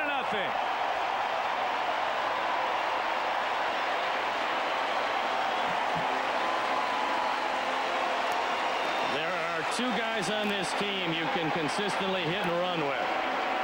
And one of them is in the lineup today, and that's Michael Barrett. His 3rd triple of the year. A rarity for catchers. He drives in his 40th run. On the hit and run, you want to try to shoot the ball to right field, and when this ball goes to the ivy, both Lee and Barrett off to the races. Good speed. The Cubs lead by 3. They've got Mark Pryor throwing the ball exceptionally well today. So Ordonez with the infield in and 1 out. Pitch out in case the Cubs thought about a squeeze. And the Houston pen springs into action. That's the last thing Jimmy Williams wanted to see. With all the work by his pensman the last couple of days. So Houston down 3 with 1 out. Just remember the double play that wasn't turned. It won't show up in the box score, but it's going to show up on the scoreboard. And in the end, in what has a chance to be a close game, that could be a determining factor. When you don't close the door, when you have a chance to do that, it usually comes back to haunt you. Hard hit ball, a base hit. Ordonez 2 for 2. Barrett scores the 4th run. Rey Ordonez had 3 hits all year coming into play today. He has 2 in as many at-bats into the 4th inning. I told you the first time up that I thought that he would hit the ball well against Monroe. He doesn't have a big high fastball. He keeps the ball down, and Rey's hit the ball hard twice.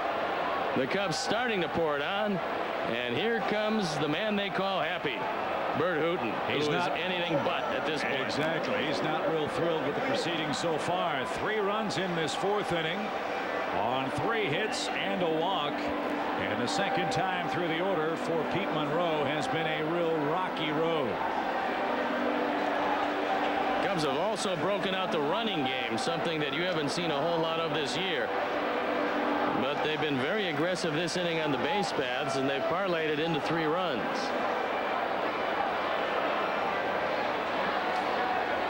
So Pryor a chance to add further damage here. Comes it out, hit Houston 6-2.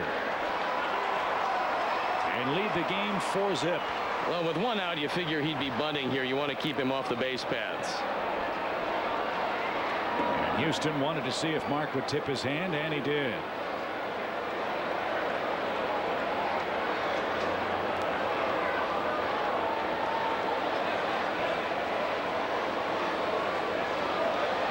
And a snap throw back to first. Our buddy Key Collins watching the game down in Houston today.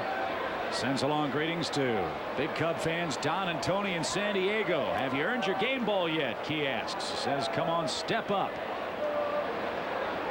And the Cubs have stepped up today in this 4th inning with a 3 spot over the Astros. If you want to email us, there's the address. It'll probably come in a chip. I don't have a computer. But he does have a cell phone, and he knows how to work it. Pryor does. And there's out number 2. Although yesterday Stoney had a little trouble figuring out how to turn the volume up on the ringer. He's made strides, folks. Give him some credit. Pryor gets the bunt down. Ordonez in at second with 2 outs.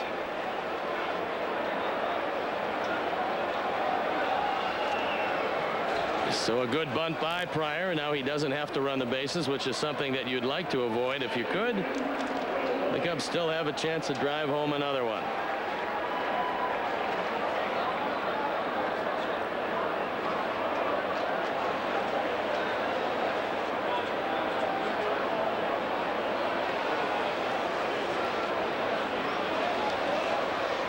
Rudzalanek 0 for 2. And that's downstairs. 1 ball, no strikes. I think Houston is finding out what the Cubs have had to experience a lot of this year, in that with Pryor out and Wood out, there was a lot of matchups where the opponent's number 1 was going against the Cubs 3, 4, or 5. That's the problem today. Line drive to right. Berkman is there, and that'll retire the side. Big inning for the Cubs, however. They send 7 to the plate. They played 3 of them and lead Houston 4-0 heading to the 5th. There's only one. Only one minivan has the most advanced safety system. Only one minivan has a flip-fold 3rd-row bench. Only one minivan has so much to offer with Ford's available safety canopy system covering all 3 rows of seats. Ford's adjustable brake and gas pedals, and Ford's family entertainment system. Freestar is the one.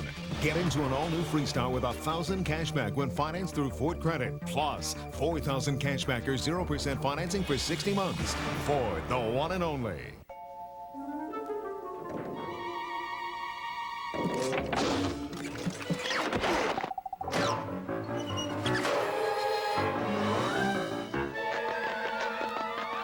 Introducing the Pepsi Fridge Mate. It's like having a Pepsi machine right in your fridge. Just smaller. Pepsi. It's the cola. Refreshment from the supermarket shelf straight to your fridge. The Pepsi Fridge Mate 12-pack fits in your fridge. All spring you work to get your lawn thick and green, and then along comes summer and the brown patches. Hi, I'm Ashton Ritchie with the Scotts Company. Don't just blame the summer heat. It's also insects, bugs you can't even see, eating your lawn alive. The solution? Scotts Turf Builder with Summer Guard. It eliminates lawn-damaging insects. Plus, it greens up your lawn with a special summer fertilizer made for even the hottest months. Scotts Turf Builder with Summer Guard. Put it down this weekend for your best summer lawn ever. Guaranteed.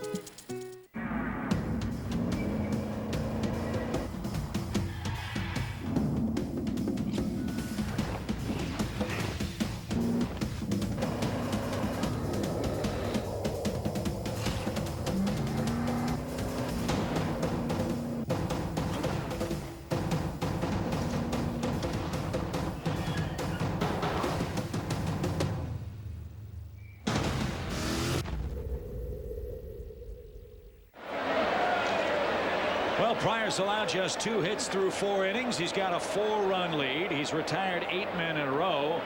And even better, he's got 8, 9, and 1 scheduled for Houston. And a first pitch pop-up by Ausmus.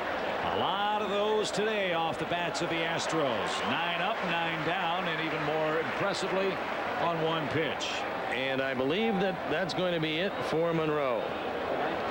And before the game, Matt Clements and 4-year-old Alex Mead, a regular blood recipient, met on the field. And our friends at Life Source, Chicago's blood center, teaming up with the Cubs and WGN-TV to help fight the summer blood shortage.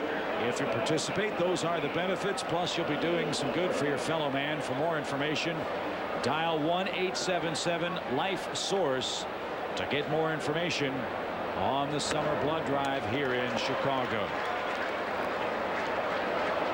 Orlando Palmeiro hits for Pete Monroe here.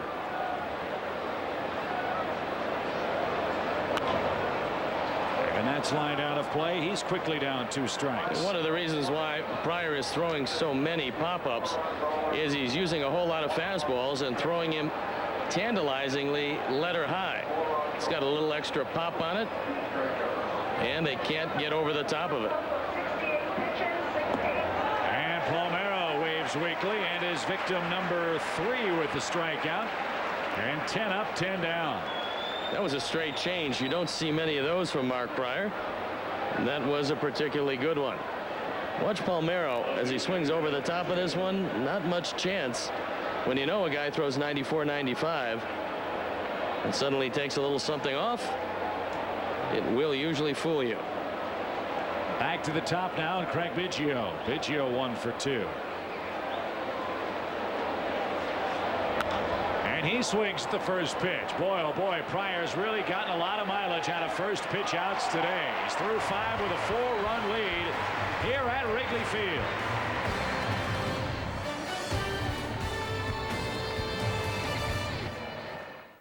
The Bud Light Institute is proud to introduce our latest innovation, finger cross trainers. Now you can burn the ridiculously low carbs in a Bud Light while indulging in your favorite finger activities, like finger soccer,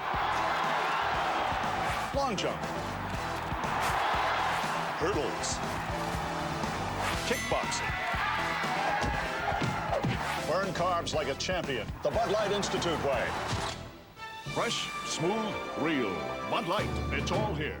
Hey, Frankie. Bernie. I see you got a new lottery machine, huh? No, this is from 1974. No. I thought I'd show it off for the 30th anniversary. Man, let me check it out.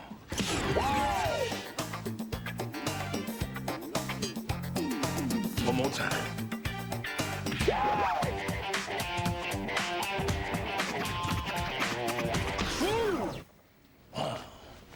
Guess some things never go out of style.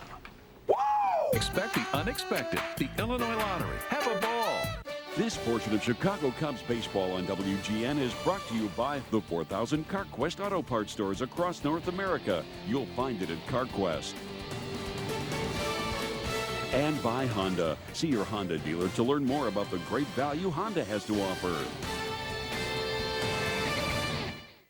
What does it mean to be upside down? Well, in car terms, it means owing more money on a car than it's worth. And even with fancy rebates and zero-interest financing, many people have to extend financing to afford the monthly payments. The average is over 5 years. But thanks to the Civic's best-in-class resale value, your monthly lease payments can be really low. And at the end of the lease, you can simply give it back or get a new Honda. It's another upside to leasing a Honda. Now you can lease a Civic Value Package for $159 a month for 36 months. Well, tomorrow the Huskies are coming to Wrigley Field. It's a first for Northern Illinois University and their Alumni Association. They're proud to sponsor the first ever NIU Day at Wrigley Field. Tune in for the 4th of July series opener against the White Sox. For information on other NIU Alumni Association events, visit the NIU website. Into the pen goes Houston, down 4 runs. With Patterson, Sosa, and Alou coming up, it's a familiar face. Tim Redding takes over for Pete Monroe. Wasn't too long ago when Redding pitched exclusively in the starting rotation. First pitch, that's popped up. Shallow right center. Out goes Vizcaíno. Everett there. And Beltran in center clips him from behind. And Everett down in a heap. 1 up, 1 down. Unfortunately, he's going to be okay. And again, remember that this is about the 6th game that these two guys have played with one another. And I'm talking about Beltran and Everett. And although normally the shortstop gives way to the center fielder, Everett called, Beltran called, and fortunately for Houston, he'll come away bumped but not bruised. Beltran obviously hasn't heard a southern drawl playing in Kansas City all those years. Everett out of Atlanta makes good play, and Sosa hits for the 3rd time today. Sammy has grounded out and taken a called 3rd today. Redding is making his first appearance this year out of the pen. His previous 14 were as a starter. And he was considered the 5th starter on a team that, when the season started, had Oswald as number 1, probably Pettit as 2, Clemens as 3. He's emerged at 10 and 2. And Wade Miller.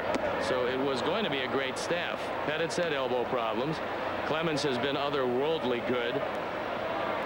Oswald is starting to get pretty good, but he's battled a side problem all year. And now Redding battling out of the pen. And for them, Wade Miller undetermined yet how long he'll be out. And the bigger problem is a move that affected them this year but took place last year, and that was the trade of Billy Wagner. Their bullpen, Lidge, Dotel, and Wagner last year was almost unbeatable from the 7th inning on. This year it's been a big question mark for them. As Sammy is down on strikes for a quick 2nd out here in our 5th inning. Well, it always has a ripple effect when you lose your man at the end, because everybody then has to do a job that they weren't prepared to do. Now they believed that Dotel would be the answer in place of Wagner. It didn't work out that way, and he now is going to close for Oakland, but he allowed them to get Beltran. So for them it might have worked out. Wagner has been hurt. He hasn't worked out as well as they would have liked in Philadelphia, and so that's going to be a great race in the East. Billy Wagner at his best is unhittable. Grounded toward 3rd. Big hop for Ensberg. It takes a little extra time and takes care of Alou. 1, 2, 3 and out of the Cubs in the 5th inning. On we go to the 6th with a comfortable 4-0 lead. What's there to do in Philly? Oh boy. Well, I guess they want to come over and see the Liberty Bell. You got the Liberty Bell. We have the Liberty Bell. Pretzels. The National Constitution Museum. There's lots of theater, excellent restaurants. Well, there's a lot of culture here. It's like a baby New York. For me, it's the cheesesteak. Cheesesteak. Cheesesteak. Cheesesteak. Cheesesteak. Now there's another great reason to go to Philly. Fly into Philadelphia International Airport for just $99 on Southwest Airlines. I love Philadelphia. You are now free to move about the country. Sweetheart. Did I miss anything? It's not summer without movies. Can you turn that up? Sure. It's not TV without Comcast. Hundreds of channels, thousands of choices. Right now, get 3 months of Comcast digital cable with HBO, free during your first 12 months. Call 1-888-4-BEST-TV.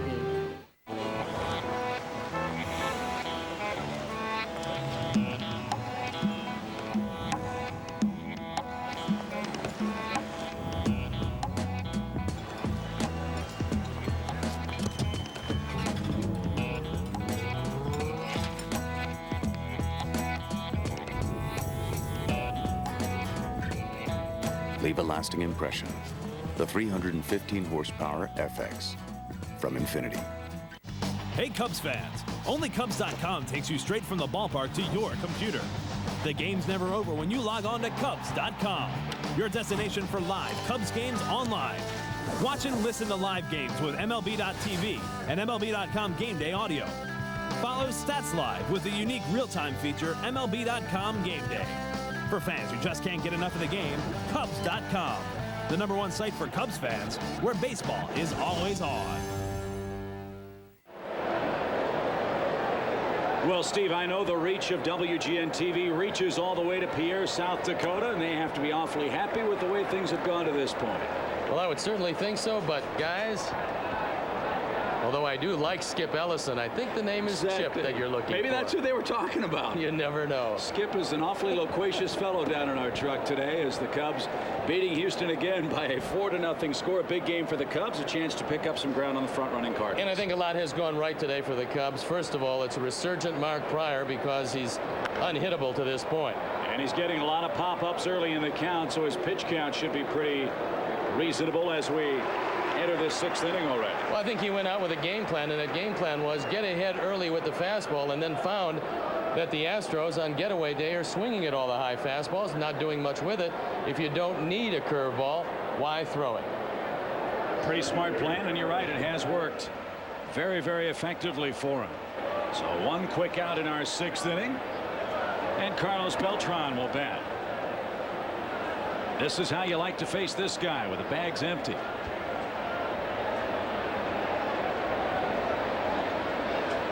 Twelve straight Astro hitters have been retired by Mark Pryor, and that one hit high in the air deep toward right. Will the ballpark hold it? Sammy at the track, at the wall, and it is in the basket and gone. Beltran has homered for the 3rd straight game at Wrigley Field in Chicago.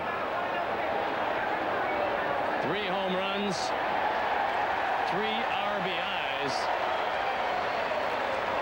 And if you wonder why they got Carlos Beltran, you're seeing it in this series. He can play a great center field. He can steal a base for you. And he can hit the ball out of the ballpark. He hit 15 of them in the American League. This is a high fastball. It's out over the plate. And what it gives him, Chip, if you look at 1, 2, 3 categories offensively for switch hitters in baseball, it gives you 2 of the top 3 in just about every offensive category, Berkman and Beltran, which gives Jimmy Williams a lot of flexibility. I don't know if Houston's going to be able to meet his contractual demands at the end of the season. I do know this. I'd love to see him be wearing a Cub uniform somehow, some way next year, because he is a great player, a great young player. Well, his agent is Scott Boros, who, by the way, is having a hard time collecting what he thinks he's owed from Gary Sheffield. So if he does indeed get that from Sheffield, maybe they'll be able to make a deal. Lined into left center field. Patterson on his horse. Good running catch to retire Berkman. Berkman's flied out 3 times. His woes at the plate continue, but that ball hit pretty well. And just remember Corey Patterson when they dole out the Gold Gloves this year, because he's yet to make an error. He gets a good jump on this ball that was slicing away from him, and he's able to make the play. This is not one of the bigger center fields in baseball. However, because of the wind currents, it's one of the tougher center fields to play. Pitch number 72 of the game for Pryor as we enter the 6th inning. He is out of play for a strike to Jeff Bagwell. I would figure they would feel comfortable because Pryor's been throwing just about all fastballs and sailing right along. And he can get right at 100, maybe 105 today. This is his 6th start. He should be pretty strong. And this hasn't been a day when the Astros have put a whole lot of pressure on him. So although you can never cruise on a major league mound, he's been in control from the beginning. Houston's best scoring chances came in the first 2 innings, and Pryor snuffed them out. Bagwell 0 for 3. The Astros on the board. It's a 4-1 game in the 6th. Chicago Cubs baseball is brought to you by Pepsi. It's the Cola.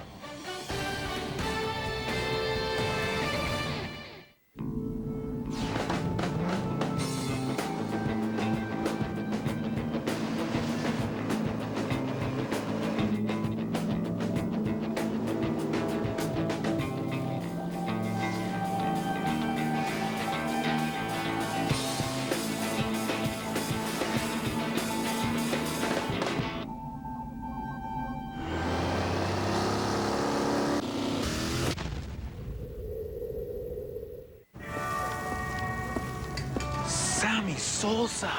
Hook my friend Sammy Sosa up with one of those special tacos.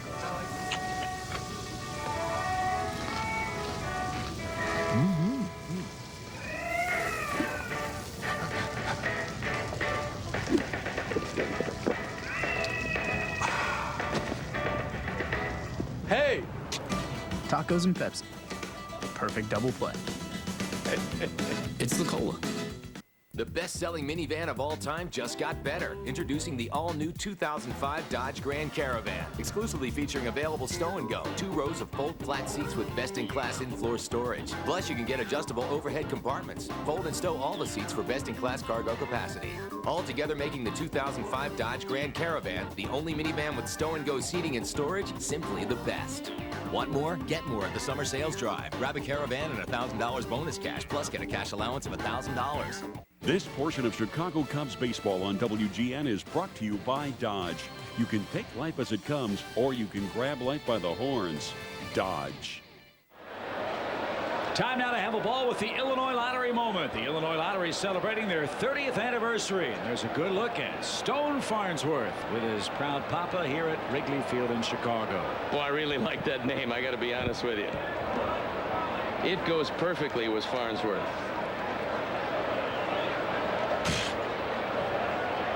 Sixth inning for the Cubs. Ramirez with an RBI single. Well, did you and Kyle consult before? I told him to change his name to Phillips, but he said that's been taken. 2 balls, no strikes. Cubs would certainly like to add to this lead. And normally Redding doesn't throw a lot of sinkers.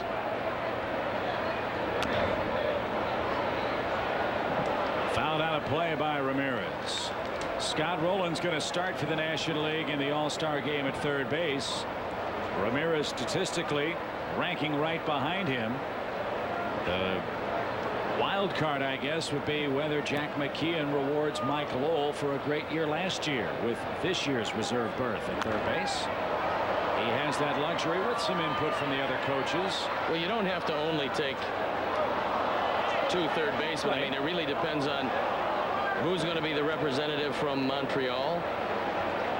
Depends on the representative, and you would think it would be Jack Wilson from Pittsburgh, who is not close in the voting, but's had just a sensational season for the Pirates.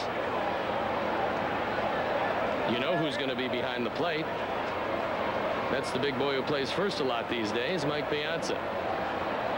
Ramirez inside out swing out of play, and that'll be an interesting mini drama too. Roger Clemens, if he's given the starting nod, facing Mike Piazza with pitch after their confrontation during the Subway Series a couple of years ago in New York. But I always felt it was better to pitch to a hitter than at him.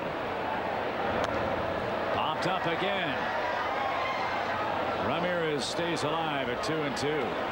I got a chance one time to be involved with an All-Star game and got to throw to Carlton Fisk, the Hall of Famer. After facing him all those years, I got a chance to pitch to him. And I found out why he was in Hall of Fame. He was a very large, inviting target to throw to. Driven right center field, pretty deep by Aramis. Beltran and Berkman converge, and Beltran's going to have to speak up out there if he's going to be the center field captain. He makes the grab, no collision, but a close call, and there's out number 1. That's twice Beltran's been involved with a teammate defensively. Yeah, we'll see a little bit of that until they figure out just exactly what's going on. Beltran, an excellent center fielder. And he got the best of the rebound from Berkman. Eventually, they'll stop colliding. You mentioned your All-Star appearance. And it'd be great to pitch. What was it like to face J.R. Richard? Well, it wasn't particularly comfortable because I wasn't a good hitter being from the American League and all. I wasn't even a good hitter in the National League. Another chance in right. Let's see who makes this play. It'll be Berkman. He handles the play in the sun field easily. 2 up, 2 down. I did have the advantage of having my manager making the selection. I got a chance to start. I was in Los Angeles. And knowing that my destiny was probably not going to be to get there all that often. It was very exciting. And for the guys that are playing in their first or second this year, it's just wonderful. And it is an honor. And for the people who have been there a lot, the fans want to see you. That's why they voted you in. And it's a pleasure to go and play in it. And as a player, how do you feel about the change now that will enter its second year with that game finally meaning something as far as the World Series is concerned? I happen to think it's a good thing because it makes the game a little more meaningful, especially if the National League would win a few times. That would be nice. Grounded towards second, sharply hit by Barrett, who has a triple to his slate today. And Redding has faced 6 men and retired them all. He's keeping Houston in this game. We go to the 7th with the Cubs in front 4-1. Leon, as a novice professional baseball player, who are some other players you admire? Well, Chuck, I think I would have to say, myself. I really like me. Seriously, there must be other players in the league you like. No, Chuck. What about any historic players? Historic players? Look here, man, I ain't really concerned with what was happening during the dinosaur age. Leon lives in it right now. And right now? Leon loves Leon. It's all good, baby. This is Mary. She just leased an Odyssey EX with a DVD rear entertainment system for $259 a month. That low monthly lease payment is possible in part because the Odyssey retains more of its value than any minivan in its class. So the higher the resale value, the lower the monthly lease payments can be. Thus, why Mary is smiling. Now you can lease an Odyssey EX with a DVD rear entertainment system for $259 a month for 24 months. What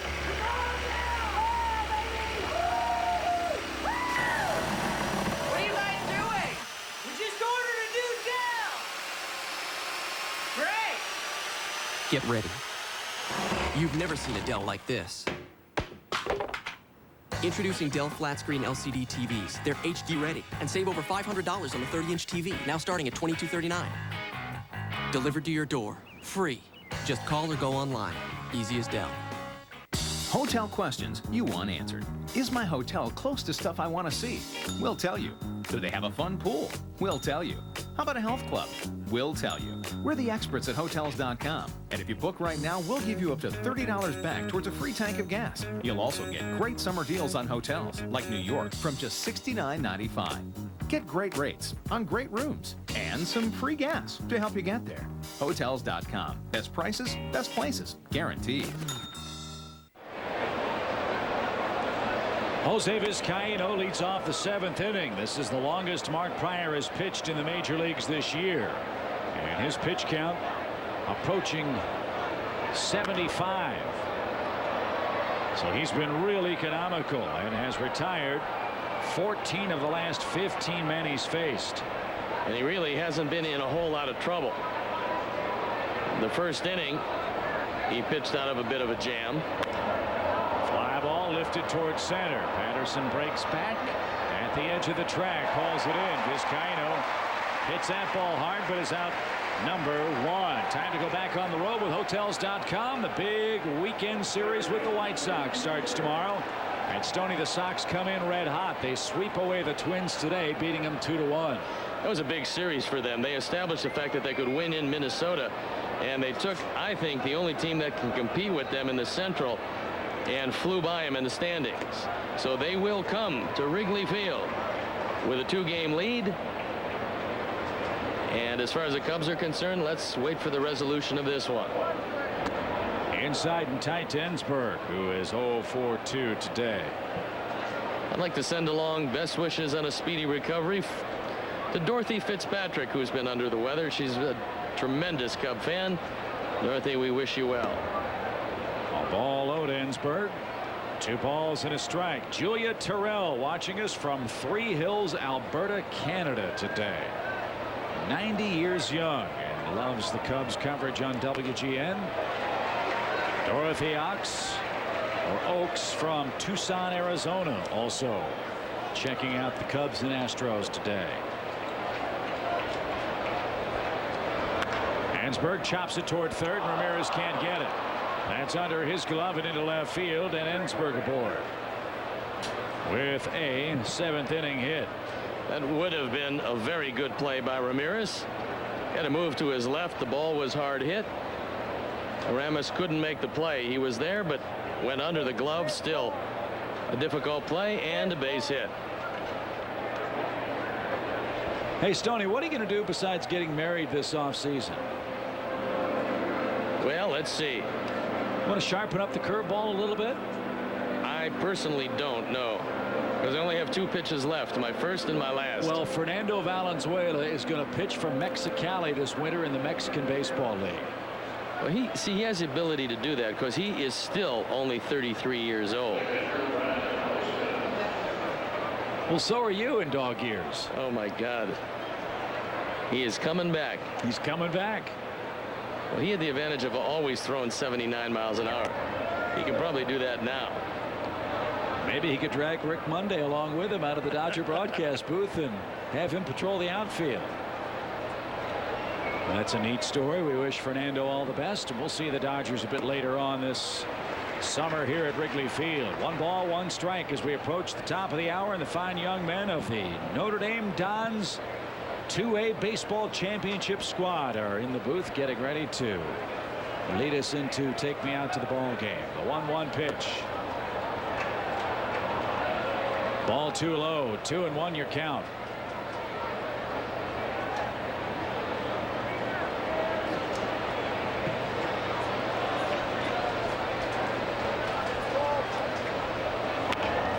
Roller toward Ramirez. All or nothing play, and he makes it 1. Quick turn, and in time. How about that double play?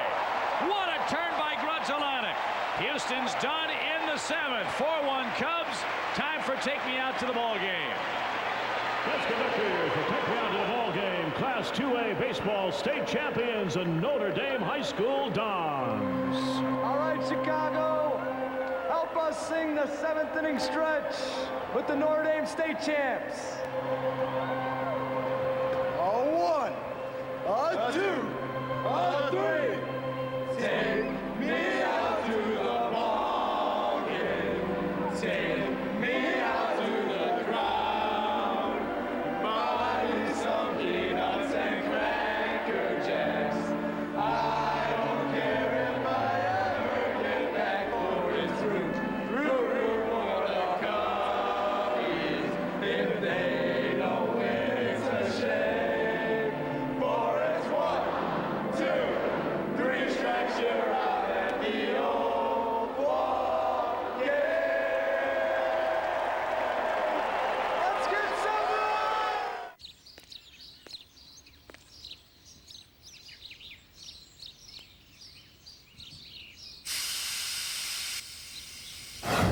Feed the rivalry. Eat a Big Mac Extra Value meal today.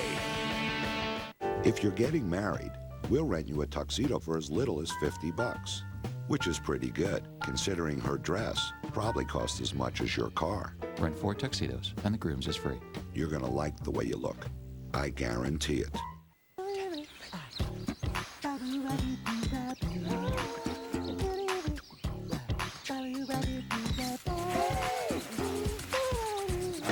Feed the rivalry.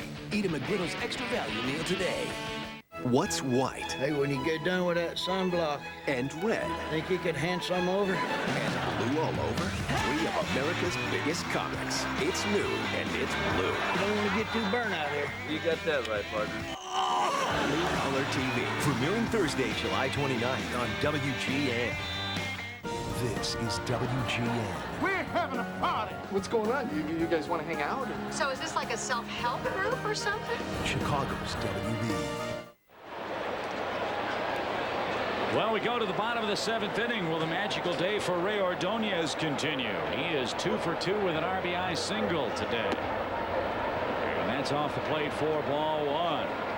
They've reached the top of the hour here in Chicago. Cubs trying to take 2 of 3 from Houston and win their 7th out of 12 against the Astros this year. That's an important thing to consider. Remember, after the middle of August, we don't see Houston again for the final 6 weeks of the season. We don't see the Cardinals again after July 20th. And there's another factor involved. And that is, over the last 10 years, the Cubs have taken the season series from the Astros only 1 time. That was last year, a year where they won the division. So far, they are ahead in the season series. Off the plate to Ordonez. And when you don't see St. Louis and you don't see Houston for about the last 5.5 weeks of the season, if you're ahead, it's a tremendous advantage, and that's what the Cubs are going to strive to be when they no longer play their biggest rivals. That ball jammed Ordonez, and he hits it hard to left. Biggio, a good running catch. And that's out number 1. 7 up, 7 down for Redding, who's pitching well. Let's quickly pause for station identification.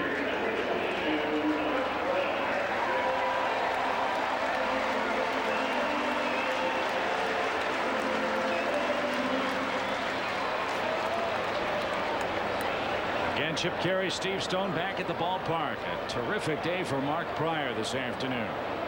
He leads it 4-1. And is through 7 innings for the first time this year. Houston bullpen up and going. And you figure with Redding due up first in the 8th inning, looks like Mike Gallo. It's because it is. Boy, it's some coincidence. The pitch cut on and missed. But nobody has been up in the Cub bullpen. That's been the dominance of Mark Pryor through this point. And for the Cub pen, this type of performance couldn't have come around at a better time. Got the hot-hitting White Sox coming in tomorrow. Esteban Loaiza and Carlos Zambrano. In game 1 of that series.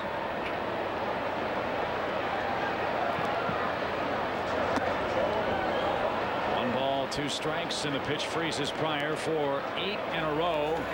Retired by Tim Redding. Let's take a quick peek at our Budweiser Game Time Fan Cam on a gorgeous day at Wrigley Field in Chicago. Hard times in the neighborhood, but why can't every day be just this good? It's a great day to be alive. I know the sun's still shining when I close my eyes. There's some hard times in the neighborhood, but why can't every day be just this good? A called strike to Mark Grudzielanek, who's 0 for 3. Do you recognize that in the background? It's one of my favorites. Just missed extra bases. 0-2. I know you're a big bluegrass fan. It wasn't bluegrass, though. That was more country. Tell me it was Travis Tritt. That one just misses down the line with Jim Joyce on the call.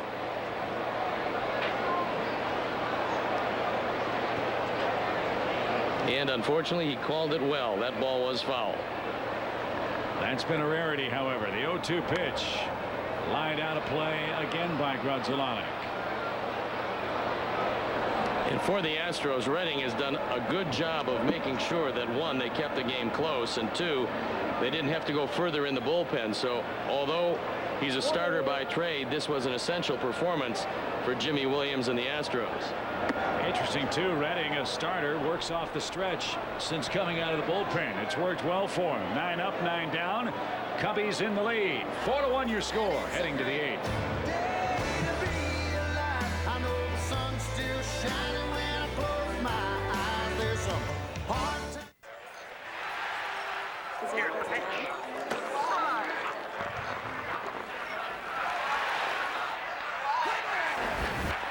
Fly ball to deep right field.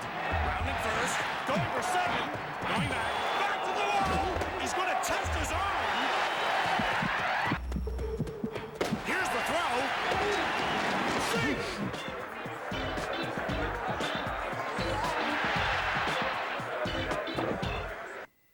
Hyundai's on a winning streak, and during Hyundai's winning streak summer clearance, you can get $2,000 cash back or 0% APR on the award-winning 2004 Sonata. The Hyundai Sonata is J.D. Power and Associates' highest-ranked entry midsize car in initial quality. It's that commitment to quality that lets Hyundai offer America's best warranty, 10 years, 100,000 miles. So hurry to your Hyundai dealer and save on the award-winning Sonata at the Hyundai Winning Streak Summer Clearance. All spring, you work to get your lawn thick and green, and then along comes summer and the brown patches. Hi, I'm Ashton Ritchie with the Scotts Company. Don't just blame the summer heat. It's also insects, bugs you can't even see, eating your lawn alive. The solution? Scotts Turf Builder with Summer Guard. It eliminates lawn-damaging insects. Plus, it greens up your lawn with a special summer fertilizer made for even the hottest months. Scotts Turf Builder with Summer Guard. Put it down this weekend for your best summer lawn ever. Guaranteed. Matt Clement's got a good arm. Good arms donate blood with Life Source, the lifeblood of Chicagoland. Maybe you've got one too.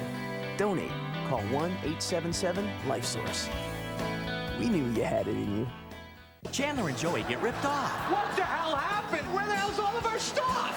Like a good neighbor, Ross is there. What did the insurance company say? You don't have insurance here, so stop calling us. Next Friends. Tonight at 6 on WGN.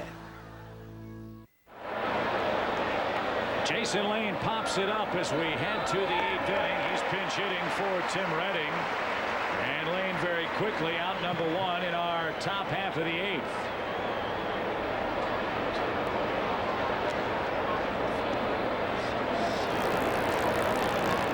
Just 88 pitches for Mark Pryor today. And 12 balls hit in the air. Most of them not very far. That shows you that Pryor has a very lively fastball. He hasn't really needed the curveball too often. The best one he threw froze Bagwell in the 6th inning. But other than that, he's pretty much saying, here's the high fastball, pop it up for me. And they have. That one spun. Still hasn't had great command of his curveball. But then again, to your point, he hasn't had to throw that many of them. Line into left center field by Biggio, and that'll get to the Ivy.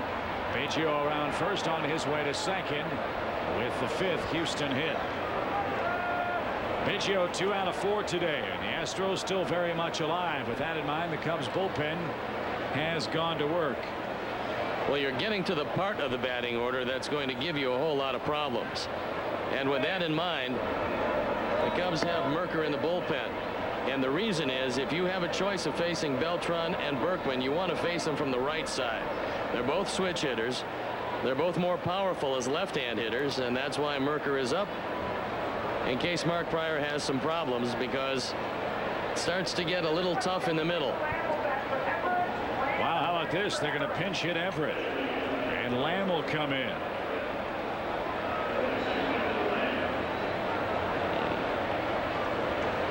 So Lamb in the 8th inning. He's got 6 home runs. The Astros try to play for the long ball here, perhaps. With Beltran waiting next. Anytime you can get Everett out of the game, as far as I'm concerned, that's a good thing. Well, I think Jimmy Williams figures that this might be his shot. He knows that the 8th inning might be the defining inning because the middle of the order has a chance to come up. And if he doesn't play his cards here, he might not get a chance. Lamb is probably his best pinch hitter in a situation like this. And he uses him before Mercker has a chance to get loose against Pryor, who's over 90 pitches. 1-1 count. Biggio at second. Good pitch. 1-2 now. Well, what's going to be interesting, and I think that's why Mercker's up, regardless of the resolution of this at bat of Lamb, what Dusty decides to do about facing Beltran, who's in the on-deck circle. 1 ball, 2 strikes. That one pops away, but not far enough for Biggio to move to third. Well, again, we've only seen Beltran for 3 games. Cubs fans have seen him enough. 3 home runs in 3 games in this ballpark. Well, I don't know how much longer Pryor's going to go, but he'll strike out Lamb on a good curveball low and in. The question is, as effective as high fastball has been, what Barrett is going to call. 2-2. Oh, that just missed. Danley looked at it long and hard, but the count works full now at 3-2. From the Southwest Airlines Plainview camera, Barrett wants it inside. That ball looked like it caught most of the plate, but because Barrett had to move his glove, he probably didn't get the benefit of the call. The only question from that angle was it too low? 3 balls, 2 strikes. He loses Lamb, and now you've got Beltran coming up representing the game-tying run. And here comes Dusty, and he's made his decision. Yeah, you can't let Pryor, who's tiring in this 8th inning, take a no decision.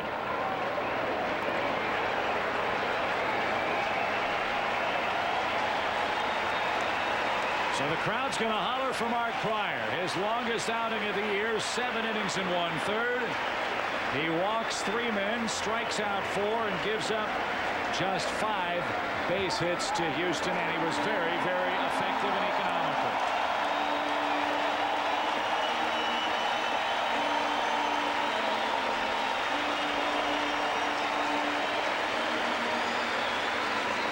So the Cubs will turn around Beltran and Berkman. They, however, represent the game-tying runs for Houston. 4-1 Cub lead. Back with more of this 8th inning after this.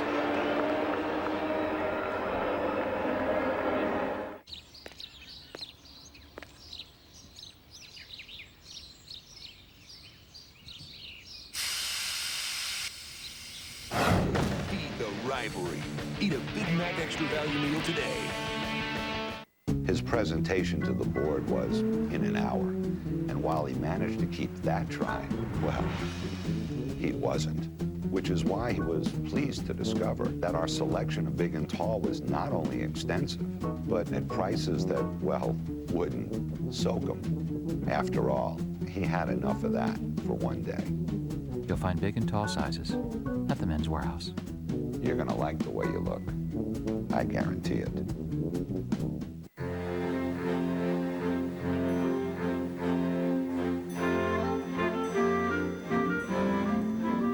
XM satellite radio. Find hotel. Bluetooth wireless technology. Dial. And voice-activated navigation. Do you need directions? No thanks. I got them. You are not alone. Introducing the all-new 270 horsepower Acura TL.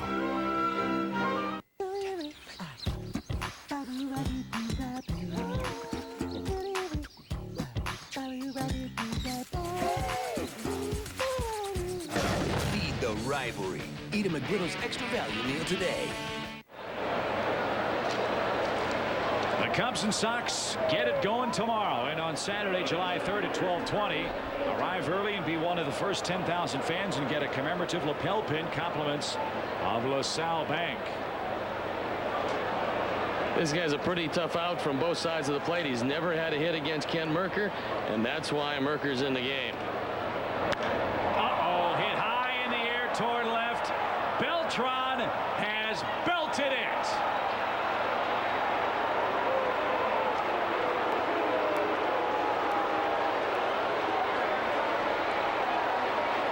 Jimmy Williams played his 8th inning cards perfectly.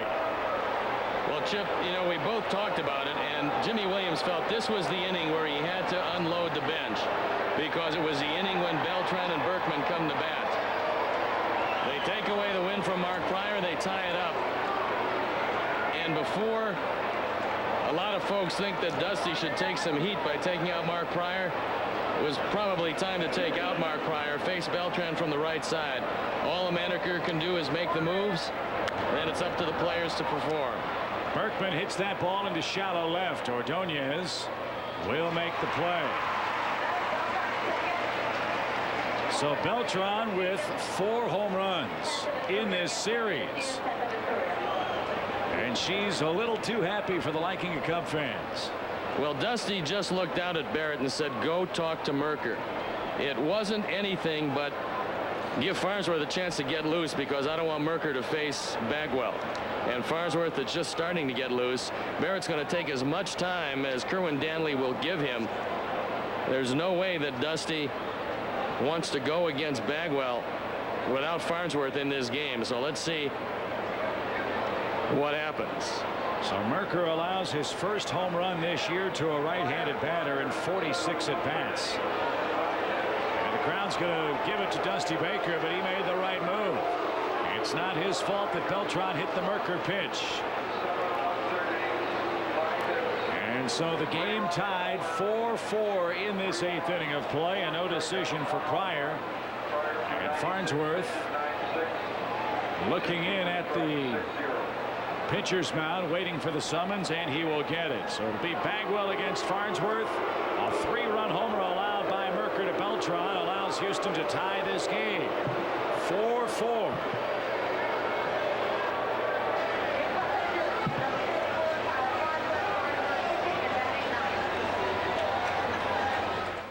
This summer, you'll need a few fans, a nice breeze. He's gone. Strike three called inside. And something cool, cause it's gonna be a hot one. You can put it on the board.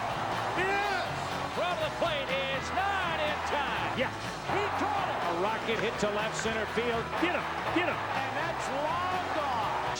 WGN, Chicago's official summer baseball station. Yes. Chicago viewers are talking about WGN Morning News. I wouldn't get up to go to work without this show. You have the best morning news crew in the business. You jumpstart my day. You are the people who make getting up worth it. You could be the new Friends. You guys rock. You make the news fun to watch. Thanks for a great start to my day. Salute to the best in the morning in Chicago. Why would anyone watch anything else? See what everyone's talking about. Chicago's very own WGN Morning News. Coming this fall from the creative force behind the OC. When family blood runs this hot. Hey, I worked! I stood here and I worked with the family. The only rush. Is this the way you've been running things? Is coming out on top. Am I ever gonna see you again? The Mountain. Coming this fall to WGN, Chicago's WB. Kyle Farnsworth's been a busy young man. 43 appearances now, and bases are clear. And Jeff Bagwell in the batter's box. New life for Houston. A 3-run eighth ties the game 4-4. And the Farns is coming on for the 3rd straight day. That's the only thing that concerns you. That man always concerns you. 4 home runs in 3 games, and this one is not over yet. And now you've got to think about Lidge and company in that Houston bullpen. Lidge went 2 yesterday. He probably would be available, but not for an extended period today. 1 ball, no strikes to Bagwell.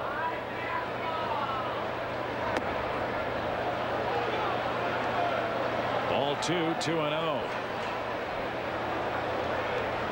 Well, now a home run hitter, and that's what Bagwell is looking 1-pitch fastball. If you get it middle in, could be a problem. Let's see if Farnsworth stays away with it.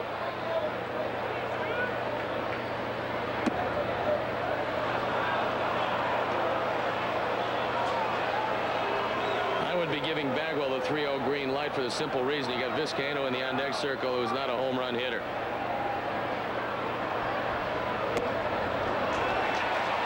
Balls and a strike. A 1-game swing in this ball game for the Cubs, Stoney. If they win it, 3 out. You lose it, you're 4 out.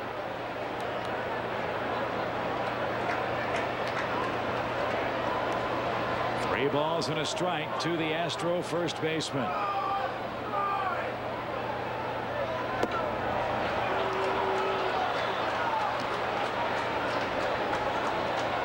This hasn't gone particularly well. Here's Vizcaino.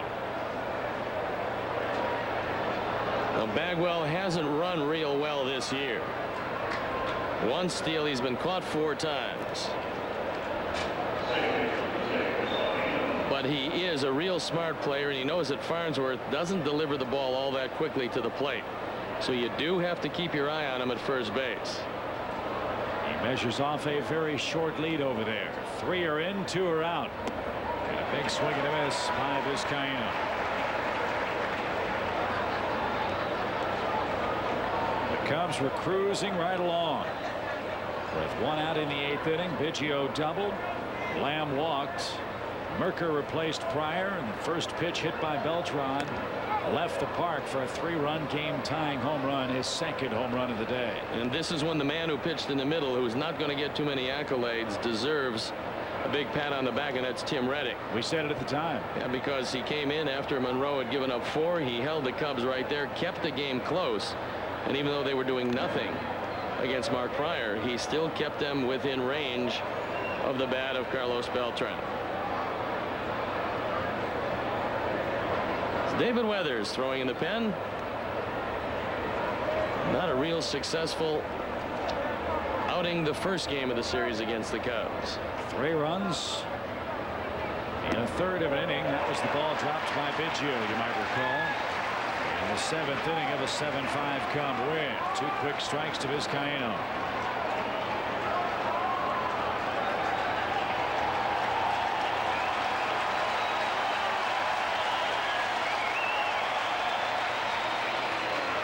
Well, Farnsworth is doing a real good job of holding Bagwell close because he knows that he wants to get enough on the pitch, meaning he probably won't use a slide step, and 0-2 is a real good pitch to run.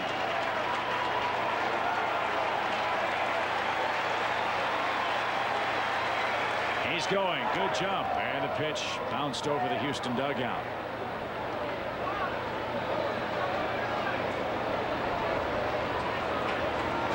Hits are even at 6. Cubs led 1-0 after 1, 4-0 after 5. Beltran has been real tough. 0-2. Barrett hangs on, and the 8th is in the books. Houston ties it 4-4. Heart of the order coming up for the Cubs against former Cub David Weathers. Chicago Cubs baseball is brought to you by Southwest Airlines. Over 2,800 nonstop daily flights to 60 destinations all across the country.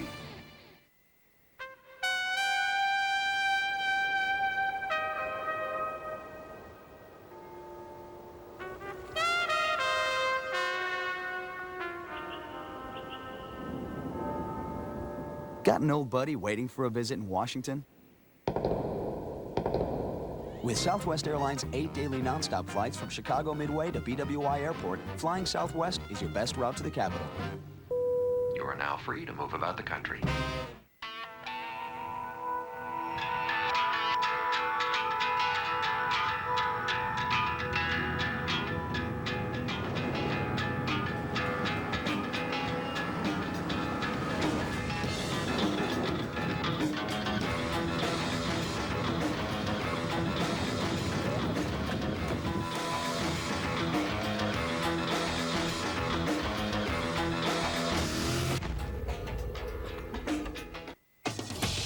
Don't wait another minute for your John Deere. Just wait until next year to pay for it. Time is running out to get a John Deere and pay absolutely nothing until July 2005. That's 0 money down, 0% interest, and 0 payments until July 2005. So what are you waiting for? Hurry into your local John Deere dealer today, because a deal this good will be gone before you know it. Call 1-888-MOPROS right now to find a John Deere dealer near you. Closed captioning for Chicago Cubs baseball is brought to you by Dodge. You can take life as it comes, or you can grab life by the horns. Dodge. 4-4 your score. Let's step aside and tell you what's coming up on WGN. Kanye West returns along with Gavin DeGraw and Mystique on this summer's only concert series. The WB presents Pepsi Smash. Tonight at 7 on WGN, Chicago's WB.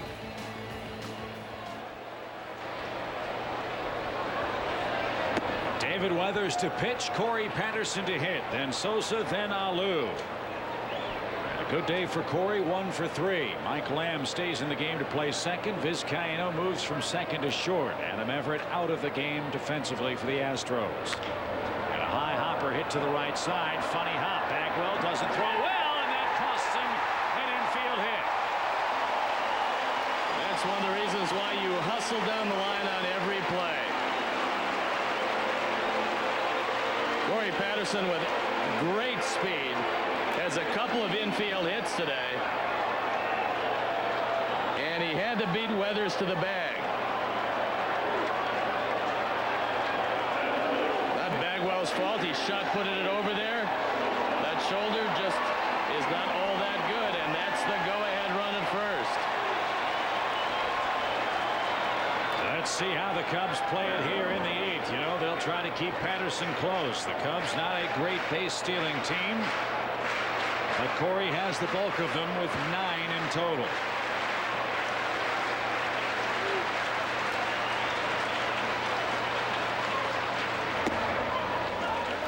Off the plate, ball 1. 1 ball, no strikes. This is a real good matchup for Sammy Sosa because David Weathers throws Sammy exactly what he wants to see, sinkers. That's why he's hit .407 against him with 3 home runs lifetime. Fly ball off the end of the bat. Beltran broke back. Now comes galloping in and has plenty of room. 1 out. No advance by Patterson. Here's Halu.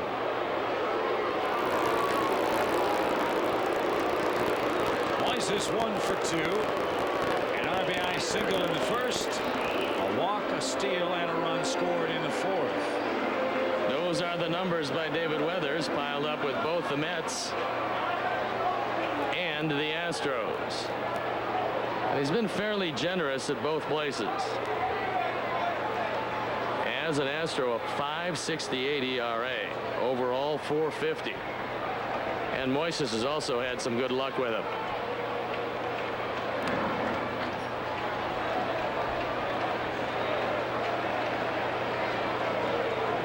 Osmus looks over to see if they want to pitch out. You figure to stay out of the double play with a sinker ball around the mound, Corey's going to be running somewhere in this sequence.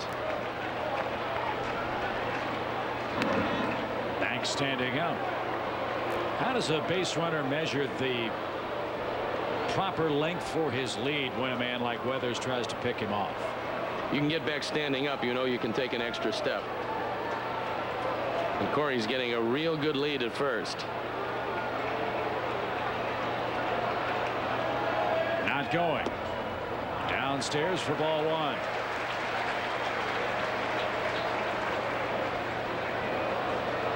And you have a new double play combination up the middle for Houston. That might play dividends for the Cubs here. Well, as good as Vizcaino is, he doesn't have the range of Everett. And that could also come into play.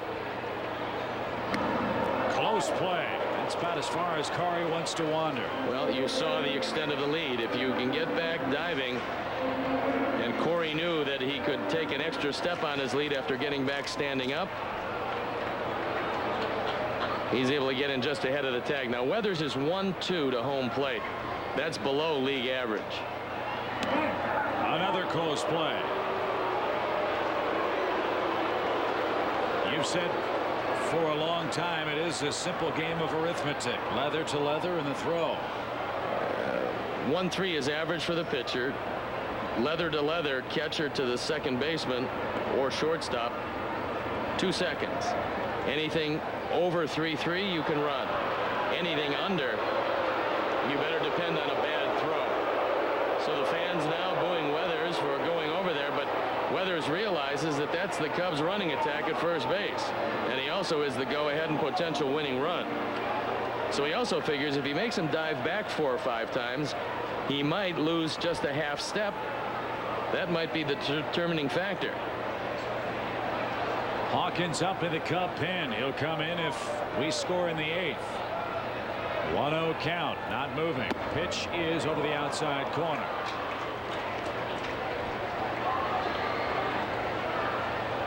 Milwaukee killing Colorado today. It's 8-1 in the 4th. Haven't seen the Brewers yet, but if they win that one, they'll be 41-34 this year and winners of 5 straight. And remember something about the road to the division title. It's covered with cheese for the Cubs because they're going to see a whole lot of those boys from here on out. Hard to believe they haven't seen them at all yet. The Brewers on the heels of a 4-game winning streak. They've got a terrific young manager in Ned Yost. He's molding that Milwaukee team very well this year and did so last year too. 1 ball, 1 strike, your count. Again to first. For this game being played in Montreal, they'd have a whole roost of roosters up on the scoreboard.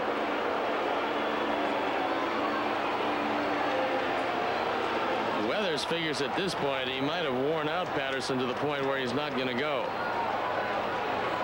You don't see many 1-1 pitch outs. If you can guess slider, it's a good pitch to run.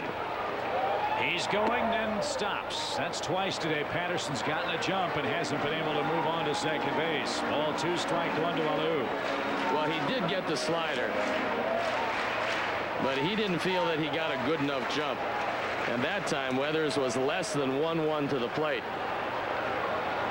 You see the slide step by Weathers, and Corey knew that with Ausmus behind the plate, he was going to be hung out to dry. A stretch now in the 2-1 pitch. He's going and pitch out. Snap throw back, and he's in standing up. That's the problem with a 2-1 pitch out. If you guess wrong, you play right into the hands of Moises Alou. Corey took a couple of steps and recognized the pitch out, able to get back ahead of the tag. So a real good pitch coming to Alou, you figure. 3 balls and a strike. Runner goes. Pitch is ball 4 outside. 2 are on with 1 man out. Weathers paid so much attention to Patterson that he lost Alou.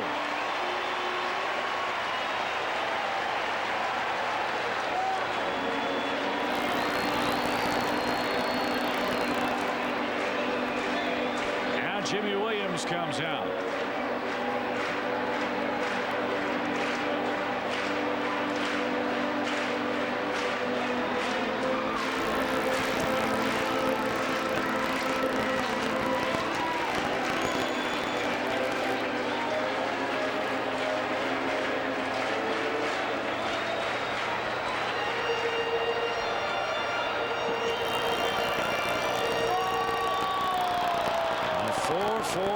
Inning game. Now Jimmy Williams will bring in the entire infield here.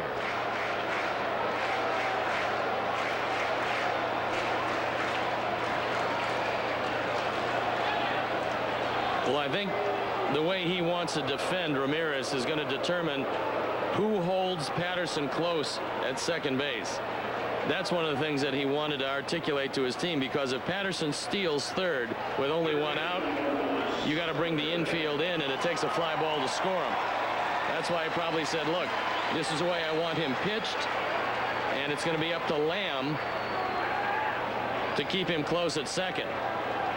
You would think they'd try to jam him with sinkers and have him hit the ground ball to the left side. Ramirez an RBI single already today, and he takes a called strike from David Weathers. Moises has to get a good jump, because on a ground ball in the infield, especially if it's to the left side, he's got to get a piece of Lamb on the pivot and keep the inning alive.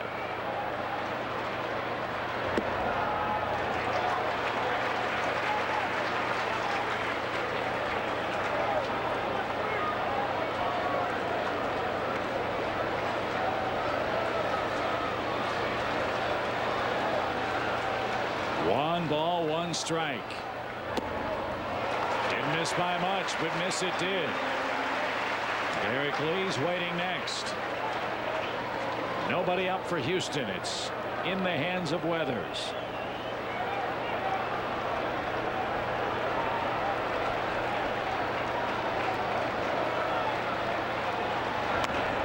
Fisted to the right side and playable. Bagwell has room and makes the play. 2 men down. That time Weathers got away with what turned out to be a good pitch. He threw a bad pitch and got a good result. It looked to me like a slider that Ausmus wanted low and away, and this ball backs up right into the hands of Ramirez, and he pops it straight up.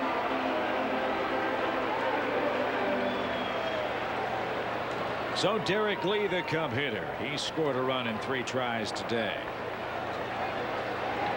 And the Houston pen will spring into action. The pitch almost hit him on the way by. 1-0 your count.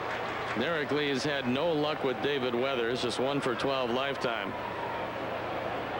Then again, Carlos Beltran never had a hit against Kent Mercker.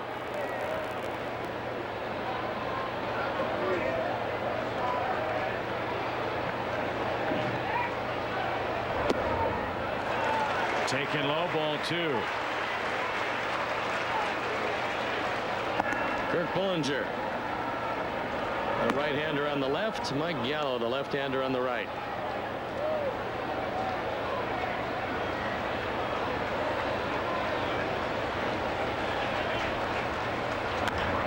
Rolled foul past third. 2 balls and a strike. Cleveland beat the Tigers today 7-6. In an AL slugfest, the Tigers' 6-game win streak comes to a close. Tigers now 6 behind the White Sox in the AL Central. Dave Dombrowski has a much improved baseball team after that horrendous year of last year. The Tigers are a factor this year. They're not going to win it, but they're playing much better baseball. 2-1 count.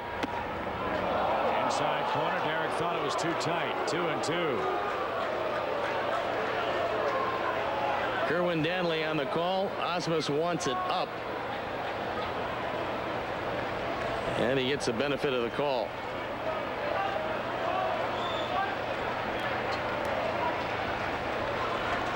The 2-2 pitch won't be made. You're right about the Tigers with Pudge, Urbina, Pena and Guillen, Rondo White, Dimitri Young.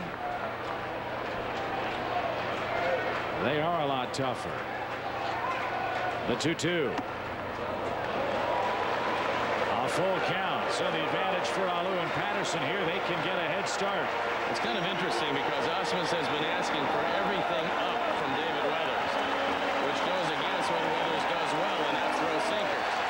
So the fans on their feet all around this ballpark, some 40,000 strong today. 3-2, runners go, and it's ball 4 outside. Cubs have them loaded in the 8th inning with 2 outs.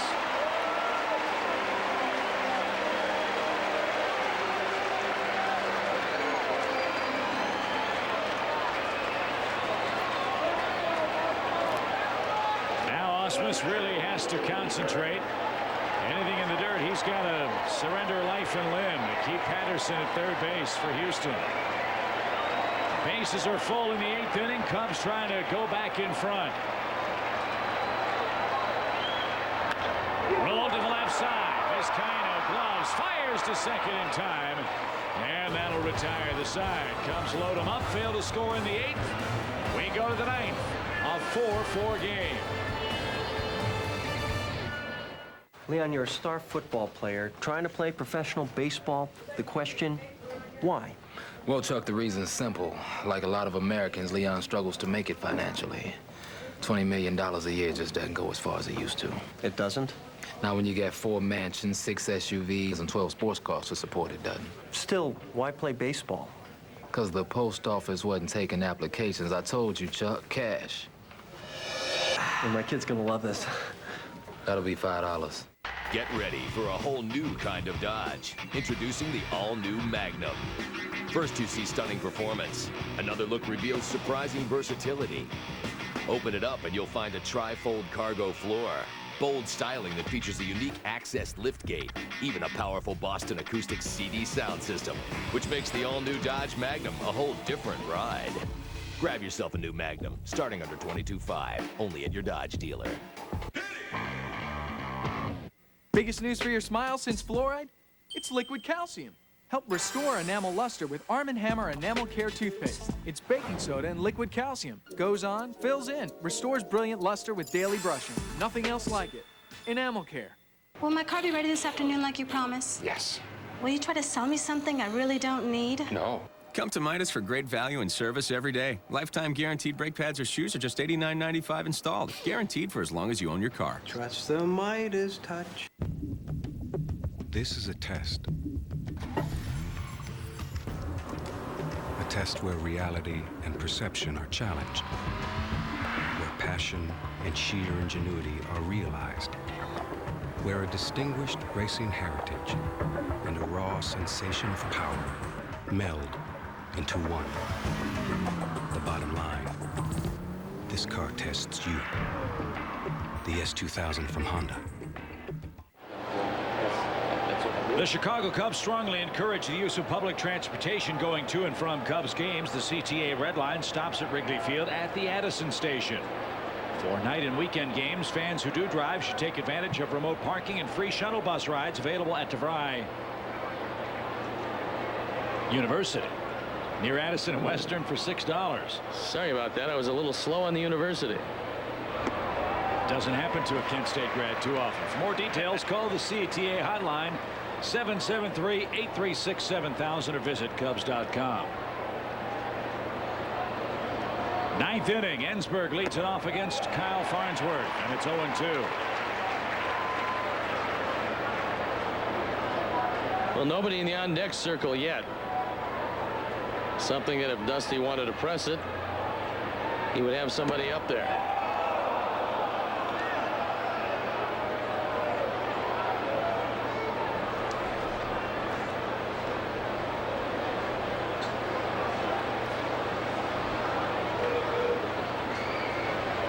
One ball, 2 strikes. It's even now, 2-2.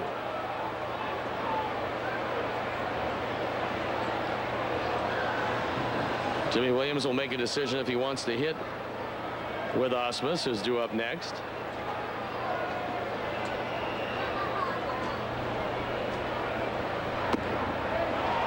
A little too high, full count. Last thing you want to lead off walk in the 9th inning. If Ensberg gets on, he's not going to pinch hit for Osmus because he's a good butter. My question is, can Jeff Kent swing a bat today? 3 balls, 2 strikes. Line drive into left center field. Ensberg's aboard. So a 2-hit day for Ensberg, and he's the potential go-ahead run here in the 9th. And now Osmus does indeed hit for himself, and you'd have to believe that he's going to be bunting. And he wants to push it to the right side. Ramirez in on the grass. He'll be charging.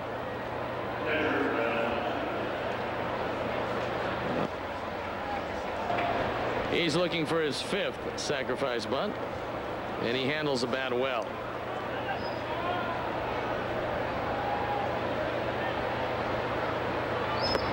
He takes a strike and takes the bat back. 0-1 your count.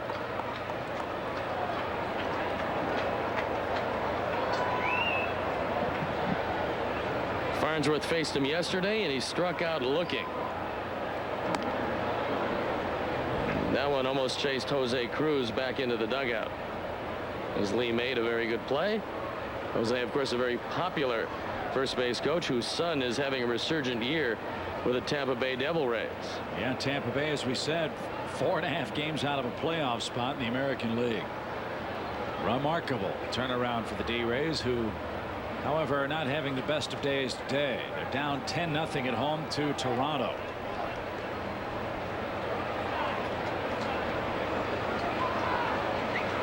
Long look down at Gene Lamont. I think he flashed him to hit into a double play sign. If he's not bunting on this, I'd be a little surprised. You never know. Okay, bunt into a double play. 0-2. The count to Osmus. White Sox on their way back from Minneapolis. They polished off the Twins 2-1. The Sox are red hot. They've won 5 straight. And that sets up game 1 of the Crosstown Classic at Wrigley Field tomorrow. Carlos Zambrano for the Cubs. Esteban Loaiza for the Sox. Your inquiry about Jeff Kent and can he swing a bat? It's Raul Chavez in the on-deck circle. There's your answer, perhaps. Out of play foul. That was called an emergency hack. That was, I know it's going to be strike 3, so let me get it before Barrett does.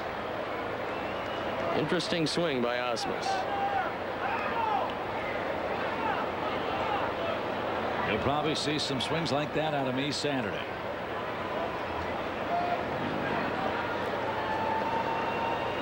That'll be a good day. Chance to play Medina. Of course, rush back to the ballpark for the game. True. Pitch out. And they've got Ensberg hung up. Barrett runs right at him. Look at Michael. Bird dog him. And he runs him back toward first. How about that play?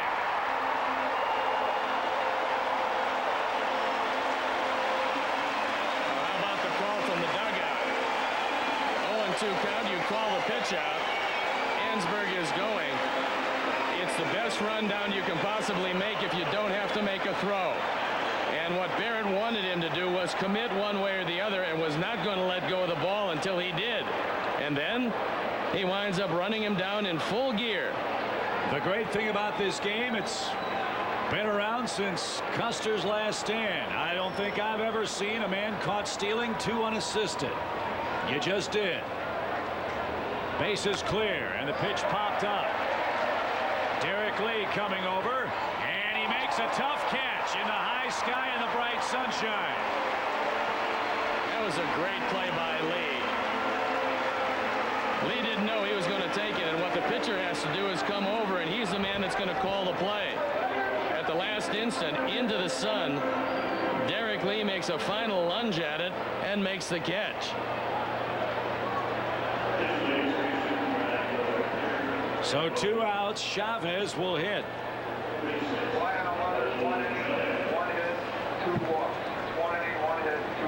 Adventurous 8th for Weathers, who works an inning with a hit and 2 walks, yet the Cubs can't push across the 5th run. So he's taken down here for Houston. And Chavez, a .222 hitter, goes to work.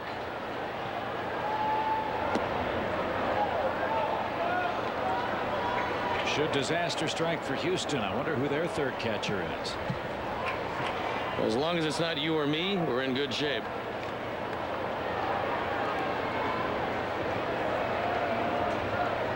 One ball, no strikes. You know that Biggio can catch, because that's where he started. Maybe that's the answer. But I think he was catching 2 or 3 presidents ago, it seems. I'm pretty sure Vizcaino can catch also, so I don't think there's any end, although before Jose would go back there, it might take an act of Congress. 2 balls, no strikes.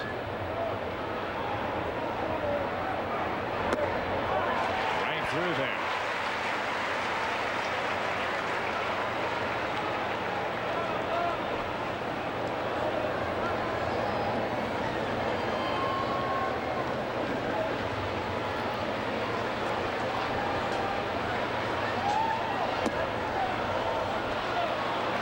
Biggio waiting on deck.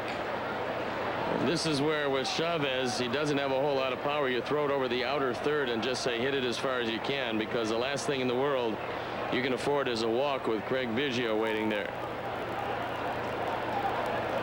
They score, it's Lidge. They don't, it's Bullinger.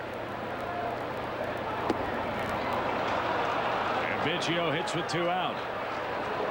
And the question is, who's going to pinch run for Chavez?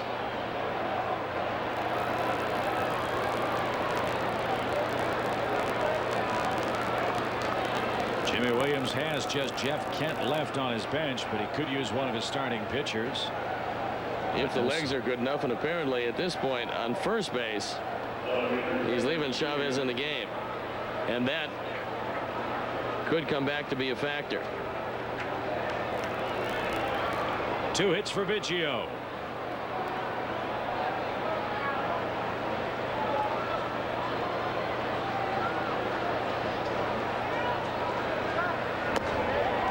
Fastball. Later on tonight, the Giants visit Los Angeles. Barry Bonds hit his 20th home run yesterday. Giants with a 2.5 game lead over the Padres out west. Florida visits Atlanta if it doesn't rain them out. Imagine how many Bonds would hit if they didn't walk him over 200 times. Good slider by Farnsworth, and he's 1 strike away from getting out of this inning.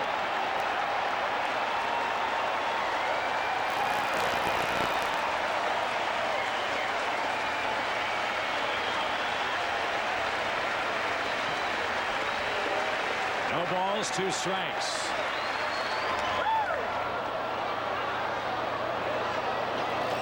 I wouldn't throw anything on the inside part of the plate to Biggio here. Because when he does hit a home run, and he's hit 11 of them, he usually pulls them to left or left center. Make him go the opposite way if he's going to do any damage to you. And with the wind blowing in, it's an even more difficult task. Out in right center today.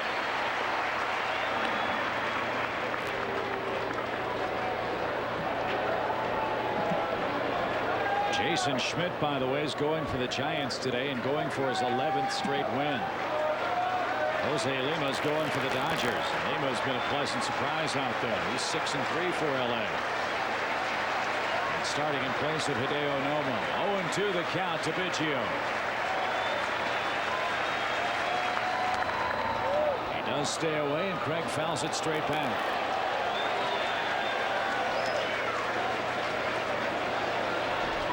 Long travel day for Texas. They got to play in Seattle and then head down to Houston.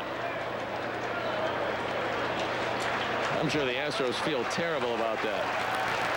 Well, Texas in first in the AL West, and Kenny Rogers won his 11th yesterday.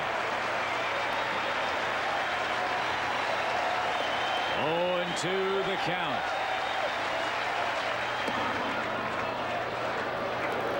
Kyle must be looking at a different stat sheet than I'm looking at. I see Chavez with no stolen bases this year. The guy to worry about is the guy with the bat. Chavez is getting a lead right now where he could fall back to first.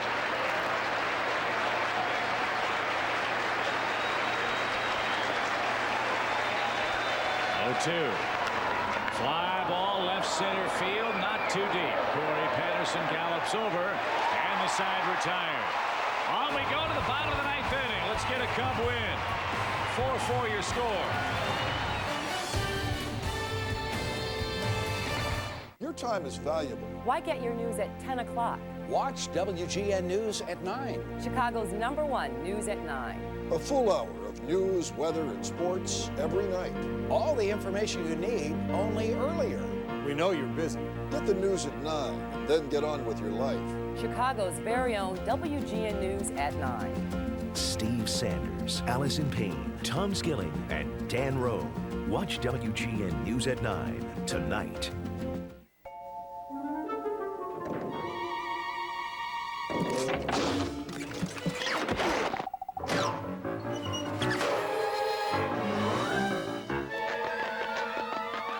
Introducing the Pepsi Fridge Mate. It's like having a Pepsi machine right in your fridge. Just smaller. Pepsi. It's the cola. Refreshment from the supermarket shelf straight to your fridge. The Pepsi Fridge Mate 12-pack fits in your fridge.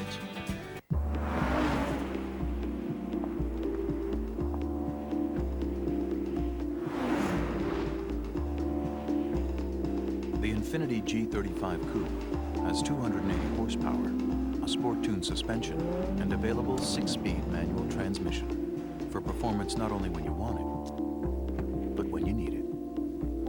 The G35 Coupe from Infiniti.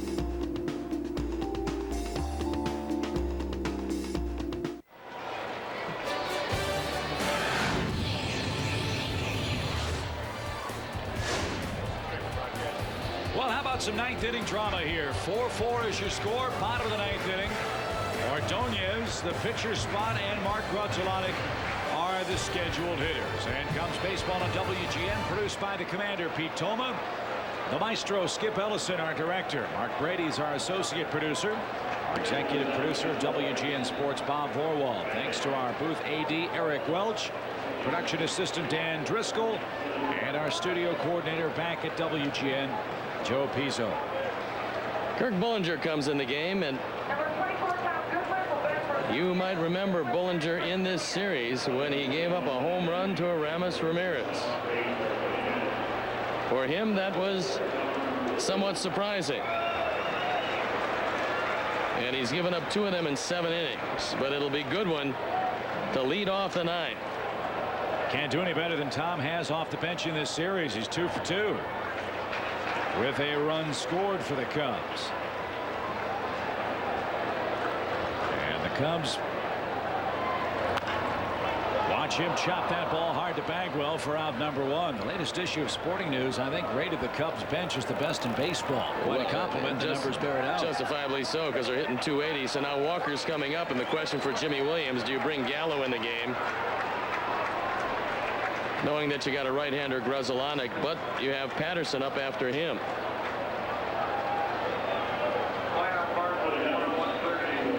As a pinch-hitting team this year, hitting close to 280 is a remarkable accomplishment. Cubs had just 2 pinch home runs all of last year. The bench has been a revelation, and now Walker will have his opportunity. Bullinger, a side-wheeling right-hander, misses with ball 1. And normally they're very vulnerable to the left-hand hitters.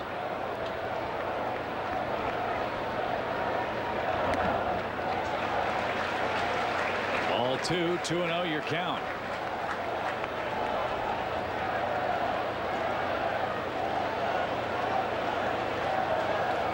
Farnsworth, an inning and a third of scoreless relief for the Cubs today. A hard hit ball. Again, they test Bagwell, and again, he makes a good play. 2 up, 2 down.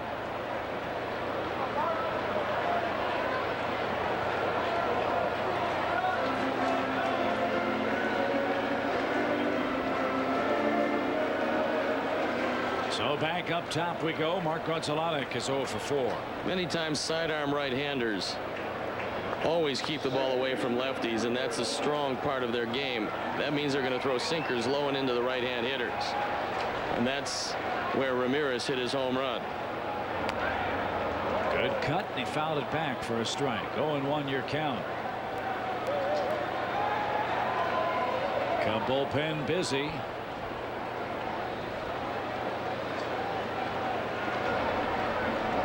Jon Leicester. He'll come in if we go to a 10th inning. Let's see if Grudzielanek can unload here and win it in the 9th with 2 outs.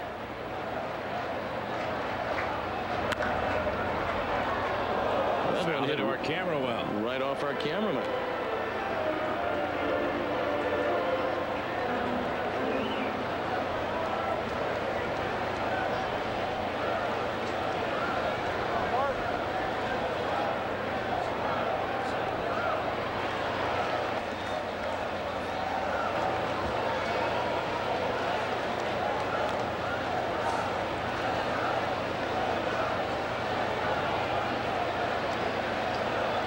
Kind of surprising that Ensberg is off the line somewhat.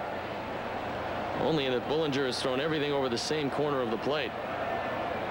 He's got a little Alfonseca in him.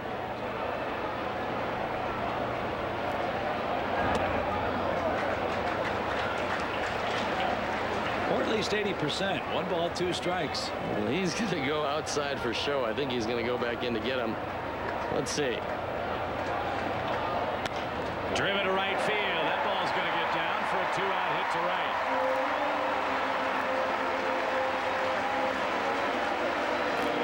I don't believe you can let Bullinger pitch to Corey Patterson. Nobody's up in the pen.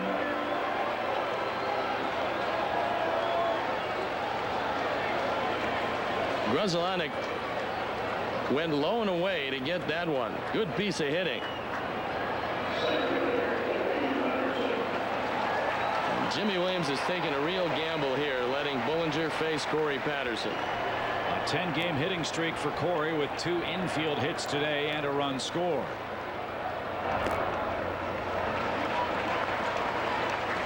Ball 1. 1 ball, no strikes. Outfield very deep all the way around. If Corey splits a gap, they got to make sure Grudzielanek doesn't score. Popped up out of play. Remember, Grudzielanek missed some time with an Achilles problem. So it might take a long double to send him around third. And some pretty good arms with Vizcaino and Lamb. And they're going to be a cutoff man.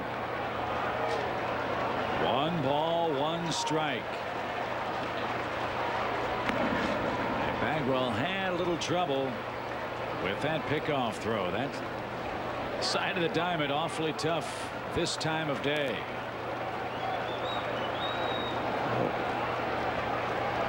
Bullinger throws to first with that sidearm delivery also. It's pretty tough to pick anybody off. Off the plate, ball 2.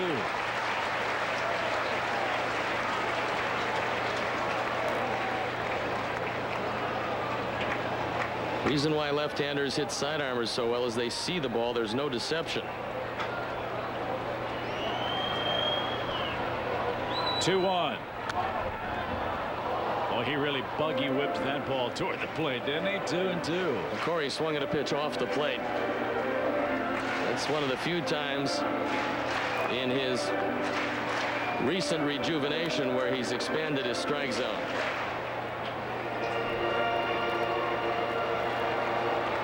Kirk Bullinger's brother Jim, a desire to be a college baseball coach, and hopefully he'll be able to realize that desire.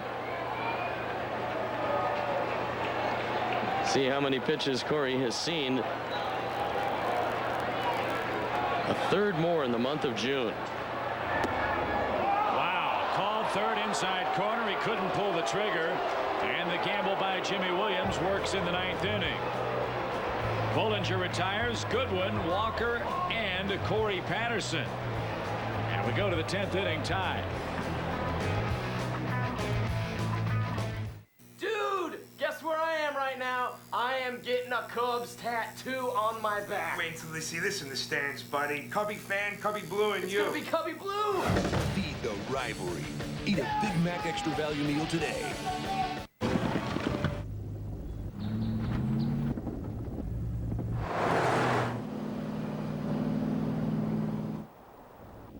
This is it. What is this? Introducing the full-size 5.6-liter V8 Nissan Armada. Where are we?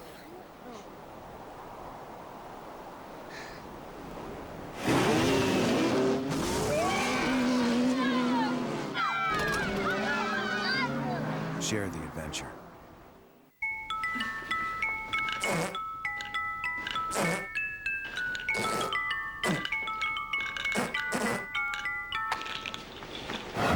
Feed the rivalry. Eat a McGriddle's Extra Value meal today. Here we go to the 10th inning. A 4-4 game between the Cubs and Astros. Before Houston comes up to face Jon Leicester, let's pause for station identification. You're watching Chicago's official summer baseball station, WGN-TV Chicago. Chip Carey, Steve Stone. There's Jim Tianis. Our fine WGN cameraman today. Jon Leicester is on to pitch. Ramon Martinez in to play short. And it figures, Steve, to be a difficult frame with the big bangers coming up for the Stros. Well, Lester has been very surprising out of the bullpen. Now, this was a guy like most young men, raised as a starter through the Cub minor leagues, was a starter wherever he went, until you hit a certain level and they figure you're going to be a bullpenner in the big leagues. Lester at 1-0, the ERA under 2, on for the 6th time. The number's very impressive. And you're right, Chip, if Jon Leicester is going to successfully navigate his way through the 10th, it's going to be against 3 real tough hitters. And if anybody gets on, a 4th one. So Lamb from the left side. Beltran, the switch hitter, will bat left-handed. Berkman, left-handed. And let's see how John fares today. A fastball misses high. 1 ball, no strikes. Lamb walked and scored ahead of the Beltran home run in the Houston 8th. Astros don't go to extra innings all that often, but they are 0-4. The Cubs, 8 previous extra inning forays, and they're 4-4. And if they do score, the Cubs will see the big guy at the end, because Brad Lidge is up in the pen.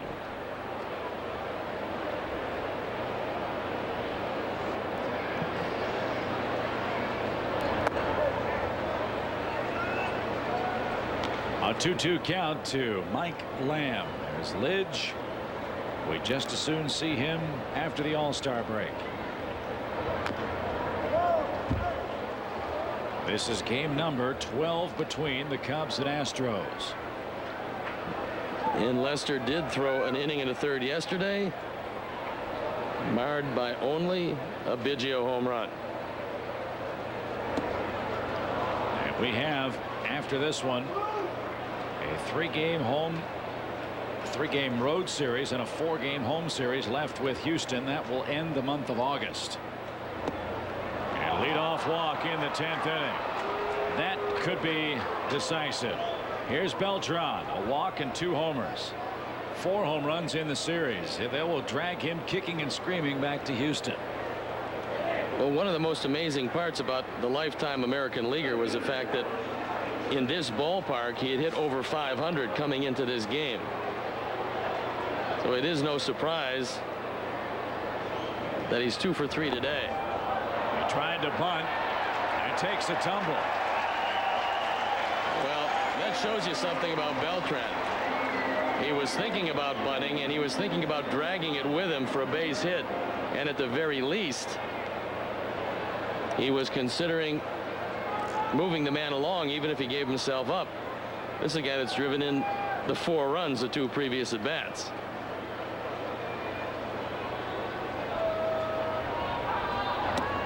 Well, certainly Beltran at his age and his skill level is going to command a huge contract, and he's earned it. Well, he's got all the abilities that you want in a center fielder. Gold Glove caliber center fielder with good speed, can hit for average and power, and hits from both sides of the plate. That's a bonus.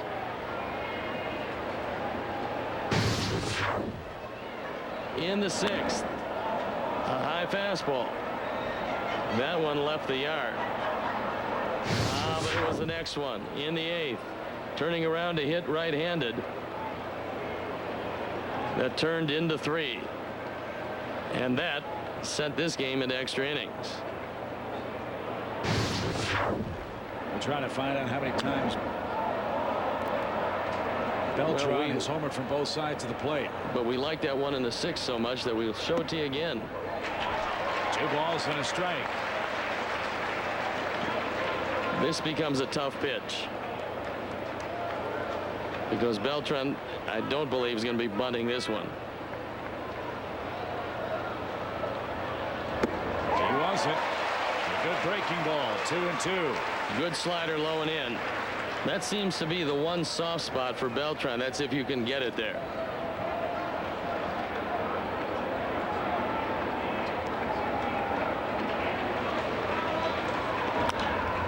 Fly ball, not deep enough. Alou comes galloping in. Moises is there. Back to first is Lamb. 1 out.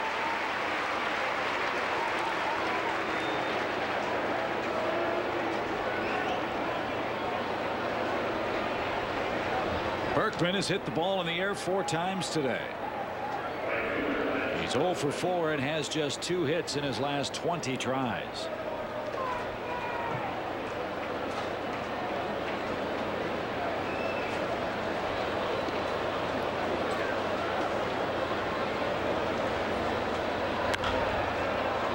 A bullet out of play into the upper deck. No balls and a strike.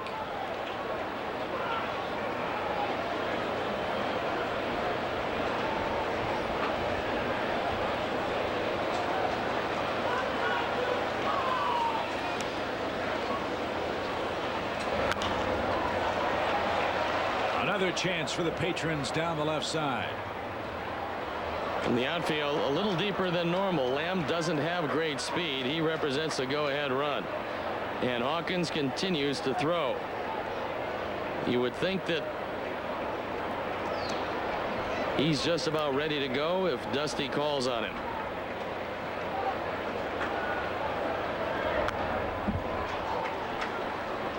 Berkman keeps the at-bat alive.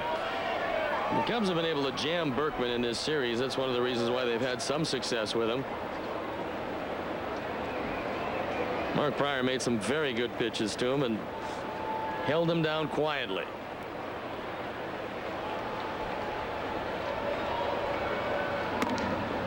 American League final in. The Argonauts beat the Tampa Bay Buccaneers today 14-0. Actually, it's the Blue Jays and Devil Rays, but Uncle Lou will not be happy with that. Get it out of your system in one day. 0-2. 0-3. 0 for 5 is Berkman today. 2 outs.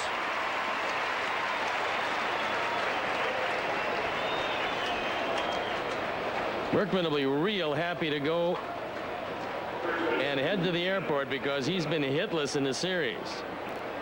He's reached base on 3 walks, but not much contact.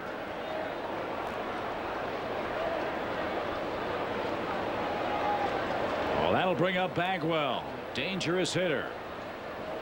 He was backing away from that pitch. As we carry along here, visibility will become a factor. You see right down the third base line, the shadows of the light tower starting to creep toward the field of play here. Snap throw down to first, and back in safely is Lamb.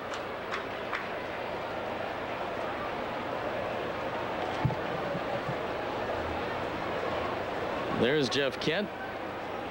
A big bat missing from the middle of the batting order with a tweaked hamstring in the first game of the series.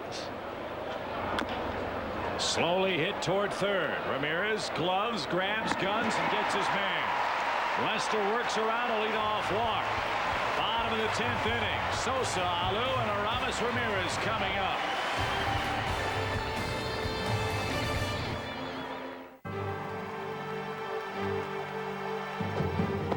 All four, and another walk by Treliving who forces skipper to make a decision here.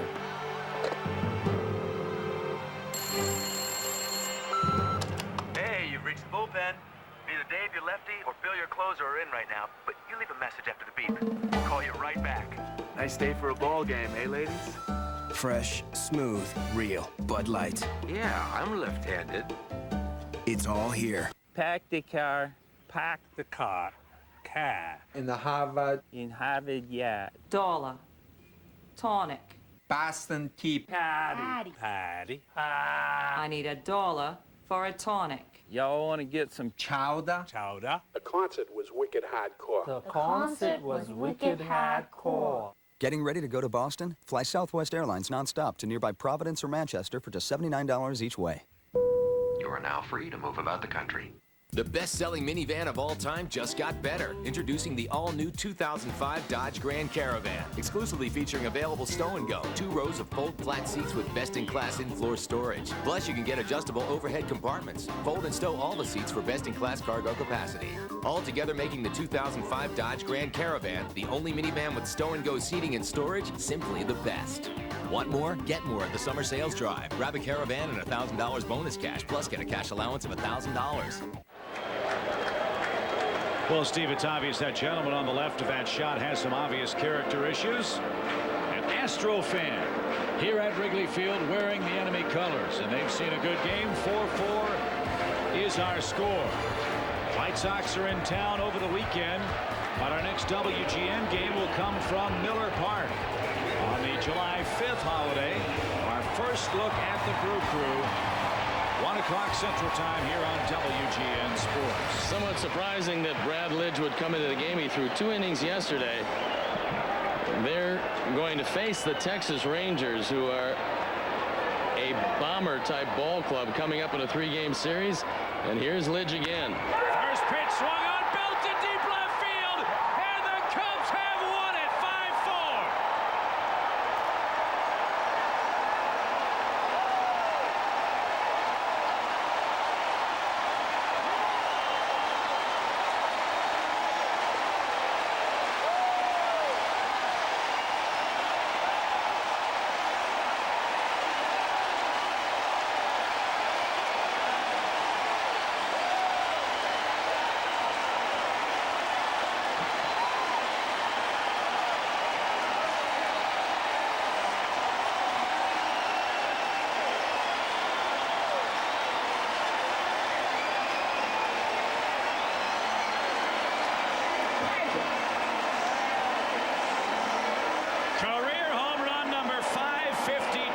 Sammy Sosa on the first pitch from Brad Lidge out onto Waveland Avenue. 39,000 plus delirious at the ballpark as the Cubs take 2 of 3 from Houston. They pulled to within 3 of the Central Division lead. And Stoney, I can't think of a better way to welcome the White Sox to town than with a walk-off game-winning home run from Sammy Sosa. Well, after surrendering the lead, the Cubs got some pretty work out of the bullpen. Leicester wins his second.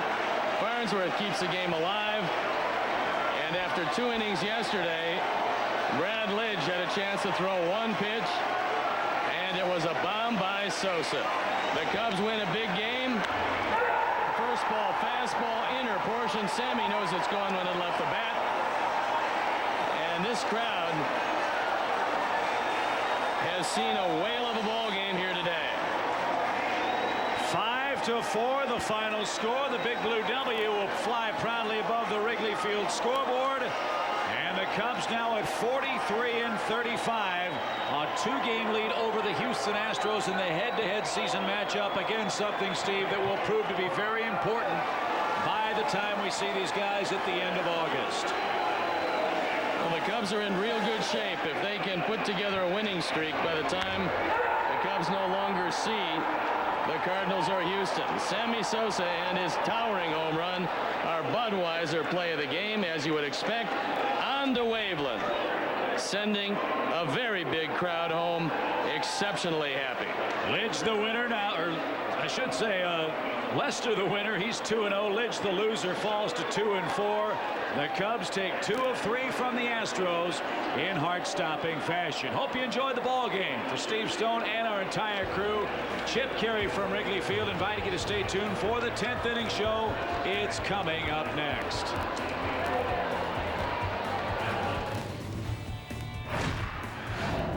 Chicago Cubs baseball, brought to you by Anheuser-Busch, who salutes America's designated drivers.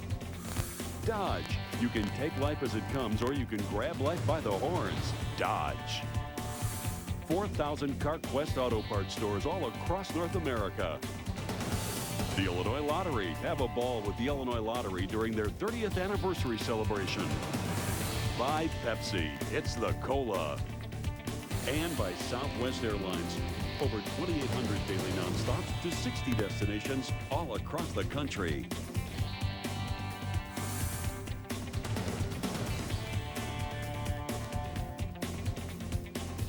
Luxury means never leaving home, even when you leave home.